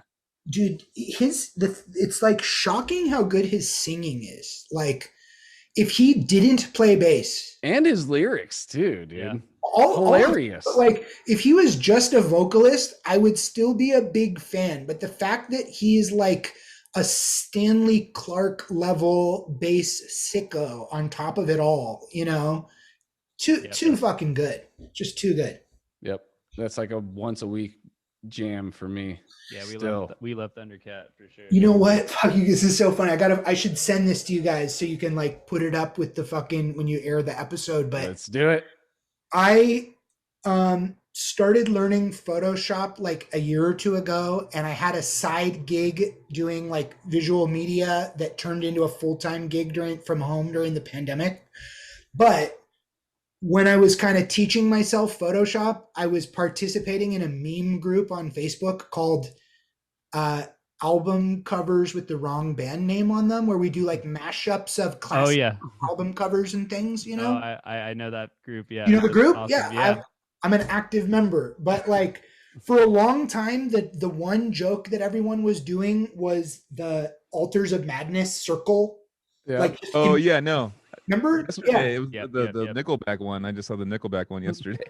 I did a bunch of them. I did like the Herbie Hancock Headhunters album where he's sitting at the piano, but his head is like this giant yellow circle. You did that in the Altars one, yeah, sure. I made it yellow. Yeah, exactly. That's awesome. But then, you know, the Altars circle got all played out. So I was like I think we can all agree that the skull on the cover of Seasons in the Abyss is the shittiest skull in all of metal artwork. It's like so not intimidating. It looks like my 9-year-old. It's like inviting. It looks inviting. Come.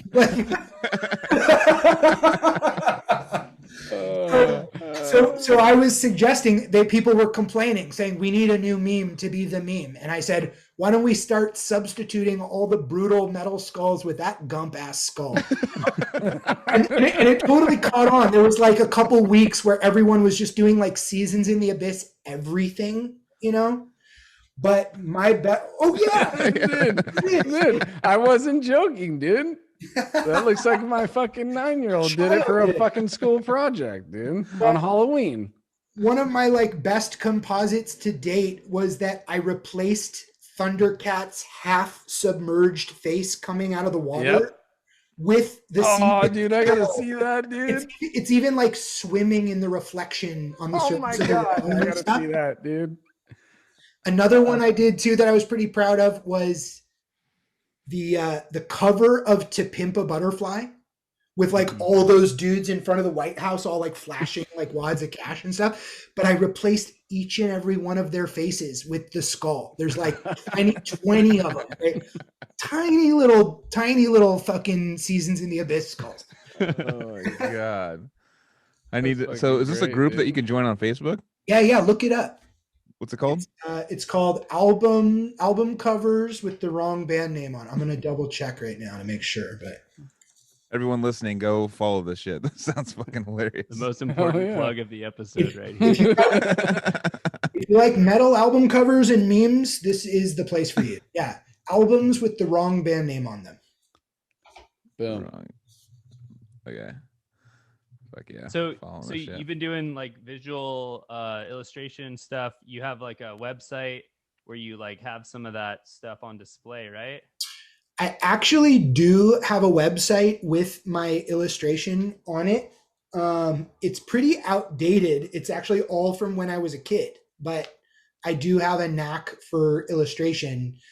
Since I got into doing Photoshop stuff as an adult, it's really not so artistic. I'm doing just like visual media stuff for like a marketing company, so it's not as artistically satisfying, but it gets the job done. You say from when you were a kid, so was art your first jam before music? Yeah, in fact, I was like 100% committed to being a visual artist, like as my, just my creative presence. And I was sort of following that path. And in high school, I was sort of like a pre-art major, but I was getting into playing jazz too. And as like art kids started becoming the art kids, I started seeing more and more of people being like having some shitty painting that's not good, but then having this big explanation. Well, this is about the suffering of humanity and it tells the story, blah, blah, blah, blah. And I just started to realize that it was just a big jerk off. Like, I'm not really into, it's like, and I was comparing that to jazz because that was the art that I was getting into. And in jazz, if you're no good, everyone can hear it and you must go home immediately. Like there's no, like, you can't explain to me why your bad saxophone playing is actually quite good. That won't work, So I really felt myself turned off by how kind of like conceptually jerk-offy the art world was. And I was like, I'm gonna do music, man. This shit is like, the proof is in the pudding here, Actually, I went to the was the art museum of San Francisco or something. I forget which one it was, but my dad took me, was randomly visiting, and there was one piece there that was just a blank canvas.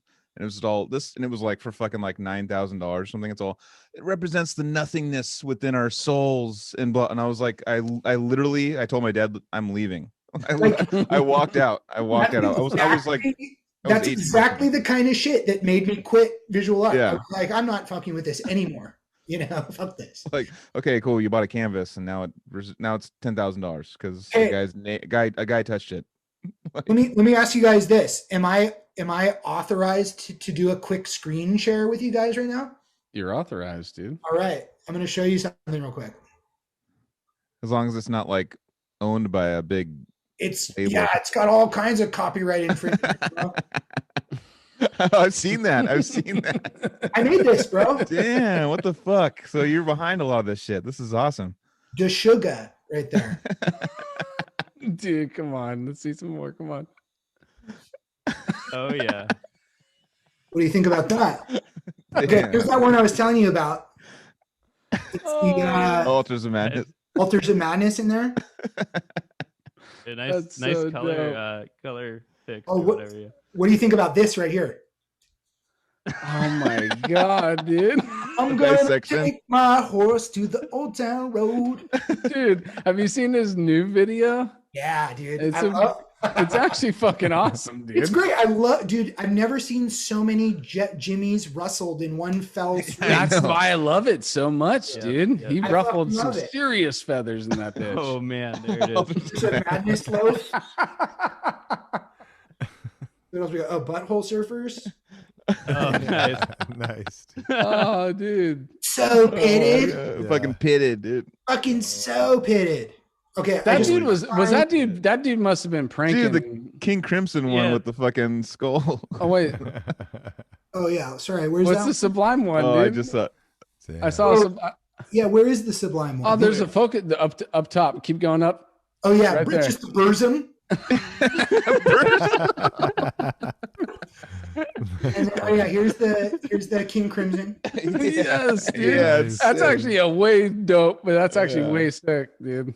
And this was when we started putting the skull and everything. Like For the listeners, you gotta go on to YouTube and check this shit out, dude. It's amazing. altar sphere. Facebook. Oh, nice. Nice. Oh shit! I didn't even see that. But wait, here's my real. Here it is. Here's my Freaking swan. Morties. Oh my god. There it is. Oh see? man. That's fucking great, The dude. reflection and shit too. Damn. Thank you. And this actually here's another one that I liked. Swanson. Swan. Oh my god, dude. Okay, just for shits and giggles, I saw there's a Focus cover in there too. I want to see what that one was. Where? Down I'm wearing to the I'm wearing a right. Focus shirt right now. Oh yeah. Oh, I don't think I did this one. Oh shit. Somebody else here. But yeah. Okay. Just a mashup. Veil of Low effort. Veil of Madness, dude. Yeah. It's a tribute one. I guess these aren't all. These are fucking great. The Offspring dude. one. Is Yeah, amazing. it's The Offspring one's perfect. Yeah. That's like that was kind of a weird skull to be the Smash logo or Smash album. Oh, check this one out. Somebody was saying that we needed to do more like vaporwave aesthetic edits. Uh-huh. Wow. Ooh, Jesus. Totally Christ. 80s, dude. Right? 80s Holy fucking like shit. Tron graphics.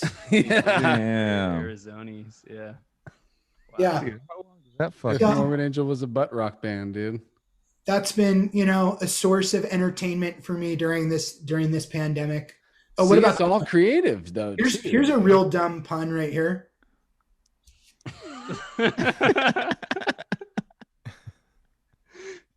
The For the Hawaiian listeners, shirt. I'm It's, hungry. I'm Chaos Dad. It's the Chaos AD album art, but the guy in the I can't even explain it, dude. Dude, it's That's what I'm saying. The Go New on. Balances. This one. The New You're Balances. just listening, go on to our YouTube and watch this episode so you can see what we're seeing. Yeah. Chaos DAD. He's got his New Balances on. New He's Balances. he's grilling in a Hawaiian shirt. Yeah. That's Oh, fucking man. great. What's the bro. Mike Pence one? The Mike Pence one? Oh, it's Where? not yours. Foo Where? Fighters. It's a Mike Foo Pence. Fighters one. Oh, I It's about the fly. learn to Learn to fly. fly. Ah, it's a Foo Fighters song. Yeah. You're killing it in this group for sure. The Burzum one I think is my favorite. You know what? I actually stole that one. That one's not OC. I just liked it and shared it. I wish I. Oh, Okay. That's such. It looks like the exact same It's font. it's the exact logo. Oh man, that's so funny. Dude, that's gonna be my background on my phone. I 40 do love. ounces to Philosophem. I do love that. 40 ounces to plus. Yeah, that was the caption, wasn't it? Yeah. Yeah, Yeah, it was. Yeah, there it is. It's so good. Holy fuck. shit. Yeah, good times. So I just Yeah. wanted to See, share that, with you I boys. love seeing that. You took a weird time and you find happiness and fun in it. Comedy. Yeah, Comedy's huge right now. Exactly. comedy is definitely huge. It's probably one of the only things that can get us through such a bleak period. Like it's funny because making a meme benefits no one. Like it's the most pointless activity, and yet it gives me so much joy, and like Yeah. it gives other people joy. So it actually is meaningful. I just saw it as a way to like practice my fucking Photoshop masking and blending and shit. But like Totally. it really is fun. I think comedy is the basic, like, the way to solve any major social problem ever. It's just we gotta laugh. That's like the best emotion to like bring people together, like laughing. And I think memes are a great way because one, everybody's fucking online now, and two, it's like it's a punchline without even having to say words. You Totally. find the perfect elements of your joke, and if you implement them into the meme properly, your joke is said through one picture. Yep. And it like creates a relatability that we never had before, where literally like people in Thailand and people in Sweden and people in California can all see the same joke the same day. Yeah. Exactly. Like Yeah. worldwide. I could see like Worldwide something that's kind of laughter. brutal. Might send it to my dad. My dad will be like, "LOL" back. It's like Like my dad will laugh at like some raunchy ass shit with me, and I'm like, hey, check this out, Dad. That's not me. It's perfect, man. That's awesome. It's a great outlet, man. I'm a meme hog. I just collect them. I'm just a collector. But like I wish they were like cards or something. Yeah. You collect them and then you just like divvy them out strategically. What about like the eternal struggle that when you see a situation that you have the perfect meme for, but now you have to go like searching for thousands of pages. You're like, oh, I think it was last November, maybe. Like maybe I'll go in screenshots and maybe I'll find it in there. But it's just so perfect for this situation. I gotta find it. You know? Oh God, I know. They line up perfectly sometimes. It's insane. Fuck. Well, shit, guys. Should we keep this? We got a little. I was going to say, are we ready to wrap this up? Are we ready to keep going? Either way, guys. I got one more topic that I think that we should talk about before we put this to bed. Perfect. Because I was talking to somebody earlier about the subject of tour pranks. Mm-hmm. Yes. And that's something that we feel pretty strongly about. You know, we think that tour pranks should actually be funny. They should be like clever or original or something. Like, don't just run up on stage during a song and do something stupid on the stage. Like, unless you've got something fresh prepared, that's not the jam. And it also should be like good natured too. I'm not really like about the bad natured pranks, you know. I remember getting a couple of those over the years, like garlic powder in our drinks that we just used our last drink ticket on, or some fucking rotten like protein shake bottle hidden in our van somewhere. It's like that's not cute, you know. But a couple of my favorites from over the years. I'm just going to run down a couple of my top pranks here. We toured with Deaf Heaven, and those guys are spooky, right? Like, we actually broed down with them so hard. Like, I didn't really like know them or how we were going to get along with them or anything. And right from like the first day of tour, they were like throwing dice, smoking blunts, and listening to Young Thug. And I was just like, oh shit, what up? Like, you know? But they've got a whole spooky vibe. So on the last night of the tour, we stopped at Walmart. We bought sheets and chains, and we drew ghost mouths and cut eyes. And we came out on stage like rattling the chains to like haunt them during their set, you know? On that same tour, we pranked, and this time we actually pranked up. We pranked the headliner. But it was Between the Buried and Me. And we replaced Blake's drumsticks with freshly baked churros. Nice, dude. We like sourced out a fucking churro spot on the way into town. And we had a whole stick bag full of churros that we swapped his stick bag with and left 2 churros on the snare drum. And then right when they came out, he sat down and we had like a camera and he did like a fill with the churros and took a bite. And we all had a laugh and we're like, okay, here's your sticks. And that was it, you know? But we also actually switched Tommy's microphone with a fleshlight butthole. And I don't think he thought it was funny.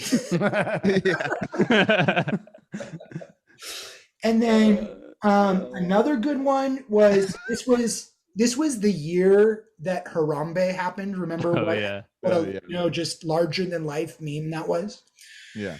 So we were doing a headlining tour with these dudes, Moontooth and Entheos, actually. The homies. Yeah. Nice. Shout out Naveen and Cheney. Shout out. And we were playing the last show, and it was in like SoCal. And we knew that we wanted to prank Moontooth. Those guys are real good-natured dudes. We just felt like they really needed a good prank, you know? And so Dave knew that Justin Chancellor owned a gorilla suit. And like, not some shitty one either, but like a good one. It has like a fan in the head to like keep you cool while you're wearing it. So we asked him if he would come early and bring the gorilla suit, and he did. And we stopped and bought like poster board, and we drew up these like protest signs about Harambe. And Moontooth, they have this part in their set, like at the end of their set, where they finish the last song, but there's kind of like this little break where like the singer gives this little like intense speech about the animals, they can hear you coming. And then they like hit their little outro, and that's the end of the show. So right when he gets to his little break and starts talking about the animals, Gorilla and all four of us with signs mob out on the stage with like signs that say like, "Good night, sweet prince," or "Bush did Harambe," or, you know, just like a bunch of different signs and stuff. That one's on YouTube, actually. You can find the prank on YouTube. Oh yeah. And then this is my last prank. This is what I'm going to leave you guys with today. I do kind of think it was our best one ever. And it's also on YouTube. It's totally on YouTube. But we were touring with our boys, Scale the Summit. I don't know if you know those dudes. Good dudes. Sick band. Fucking shredders. Yeah, I love that band. And we've actually toured with them more than any other band, I think. Like four tours. I've seen you with them. Yeah, like many times. Those are our dudes. Mm-hmm. But, you know, compared to a lot of metal bands, they have sort of like a gentle presence, you know? They're not like tattooed tough guys. They're fucking musicians, you know? So we had basically cooked up a prank. We found this audio of Phil Anselmo doing a show with Superjoint Ritual, some festival where he's like tanked. He's like on one. And he's just talking between the songs about all this bullshit, right? Well, somebody they recorded it, and they edited the songs out. So it's just Phil, just fucking a super cut of in between the songs. 13 minutes. That's how much of his set is him just damn high and drunk as a skunk, just, you know, saying all kinds of shit, you know? But we had been laughing about this recording forever. We would just throw it on in the tour van and fucking laugh. But we came up with the idea to like drop it into a DAW and chop every sentence into its own short little track so that we could basically make like a Phil Anselmo soundboard. A little drop board, yeah. And then we co-opted their front of house guy. We got him in on the prank. And for the second to last, so deep, it goes so deep. We're gonna cut the talkback mics. They don't even use them until the exact same spot in the set. Like in between the third and the fourth song is when they go to the mic and they're like, "Hey, we're Scale the Summit from Houston, Texas." They say their same thing, you know. So we got the sound guy in on it. And right when that moment comes and he goes up to the mic and he leans down to say, "Hi, we're Scale the Summit from Houston, Texas." And instead it's like, "I want to see this whole fucking place move. Let's go." Like, "You motherfuckers ain't got a pair of balls between the two of you. Somebody get me a goddamn morphine milkshake. Let's go." And every time he leaned over to the mic, we just had another, bro. We had like 30. Oh, right? We did it twice. Great. We did it later in the set. He tried again. What he did he just say after a while? He just gave up and just said, "Yep, I guess Phil's giving the intro to the next song." Well, like we like filled over him like 5 times in a row, and then we let him say what he was going to say right at the end. There you go. We brought so you're waiting for him to go up. Okay, I got time, and then he goes to the mic again, and you're like, "Nope, here's another one." Relentless, dude. And we did it twice during their set, but only one of them is caught on the video. But if you YouTube Scale the Summit at Slim's, that's where it was. Fuck yeah. You'll see, see that shit for sure. If you Google that video, Scale the Summit at Slim's, the video is like about 10 minutes long because it's 2 songs, but the prank is right in the middle. Okay. Yeah. We never went that big on pranks, dude. I mean, the prank, I remember one prank was to my bass player in Severed Savior. We did a tour in 2013 or 12, and we would hit Denny's all the fucking time, dude. And he got tired of seeing the happy little kid on the fucking menu. Oh, look at that smile. The old switcheroo. The old switcheroo, dude. And the tour prank. That was the end of tour prank right there. That was awesome. Dude, oh man. Yeah, it's not as cool. I was just gonna say we stole. I told everybody on the package to steal the menus whenever they went to a Denny's, and we would cut that face out and we would paste it on random things. We'd put it on his bass rig. We'd put it on the fucking. We put it places to where he'd be like halfway through the set, and then he'd see it, and he'd look at me like motherfucker. And then at the end of the tour, I literally took Denny's menus home with me and periodically would send them to his house, dude.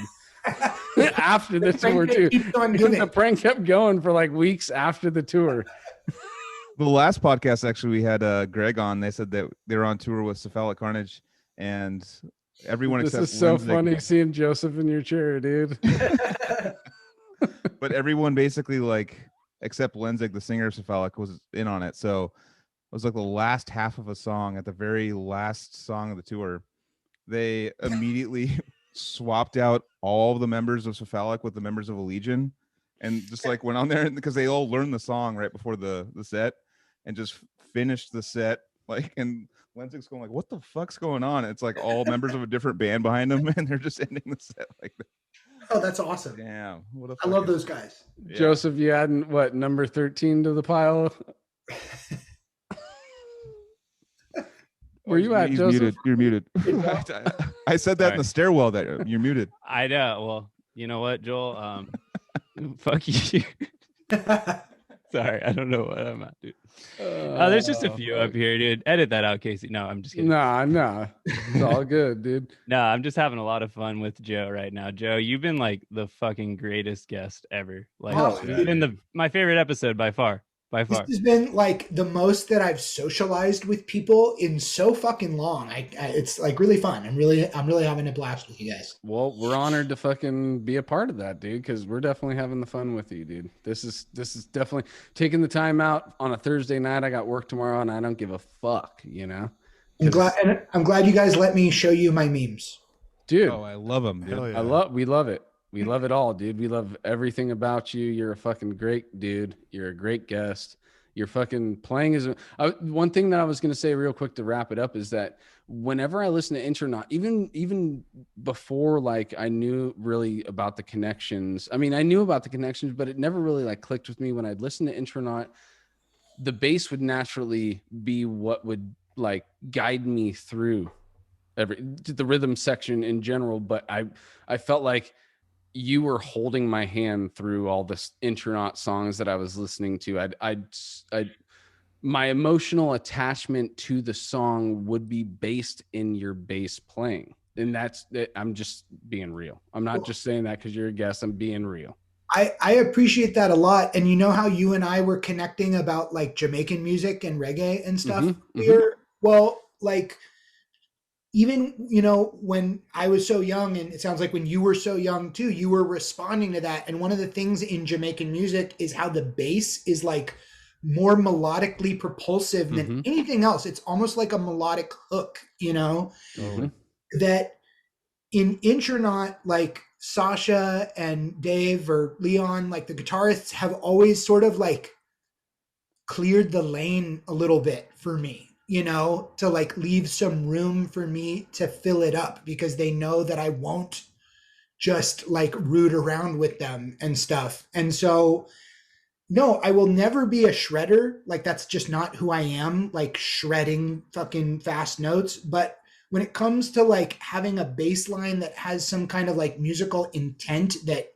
propels the song forward, that's more what I want. And that's exactly what I get, dude. You just nailed it. That's exactly what I get. You're my shepherd in an Intronaut song. You are. But I consider you a shredder though, but not in the normal context of what someone calls someone a shredder. It's something that's holding, it's the glue, but it's still like what Anthony's saying. It's literally like I'm staring at you pretty much the whole time. Sorry. I apologize to the rest of your band, but I'm staring at you because you're just like right in the middle and you're holding it together. You're shredding it. But it's the rhythm. It's the rhythm section in general too. Like you and your drummer together, or it's a Santa Cruz. I find myself mainly being attached to. And it is like not the most common in a heavy metal setting for the guitars to leave so much room for the rhythm section to like do complementary stuff against them, you know? Mm-hmm. We really Totally. like that. Like join the guitars with the rhythm that they're feeling and then immediately contradict it on the next repetition with something different, you know? Definitely. Love it, dude. Fucking love it. Well, cool. Well, guys, maybe we should just fucking end this. We're over 2.5 or something, close to 2.5 hours. Mm-hmm. Cool. Right in the pocket. We are in the pocket. Well, thank you so much, Joe. Dude, thank you guys. The pleasure is mine. And You rock. please come back if you want to come back. You got an open invitation, dude. We'd love to sit down with you again and pick that brain a little bit more because it's a fascinating one. Awesome. Thank you so much. Definitely, dude. Totally. Cheers, fellas. Good talking, Cool. man. Thanks for coming on. thanks to all the subscribers. Numbers are growing. That's fucking awesome. Hit us up on Facebook, Instagram, Cali Death Podcast on both of those. We got calideath.com. What's an email address if anybody wants to hit us up with some critiques or whatever? It's caldpodcast@gmail.com. CALD@gmail. caldpodcast@gmail.com. There we Or go. or just do Facebook. Yeah. Either way, all those places you'll get to us somehow. But yeah, right on, guys. We got dual podcasts this week. We'll be coming back with another one on Sunday, Profanity from Germany. So fuck yeah, guys. We'll be right back in your computer screen very, very soon. Or your ears on iTunes. Hit us up there as well. All right, guys. Have a great weekend, and we'll see you guys on Sunday. Rock on. You.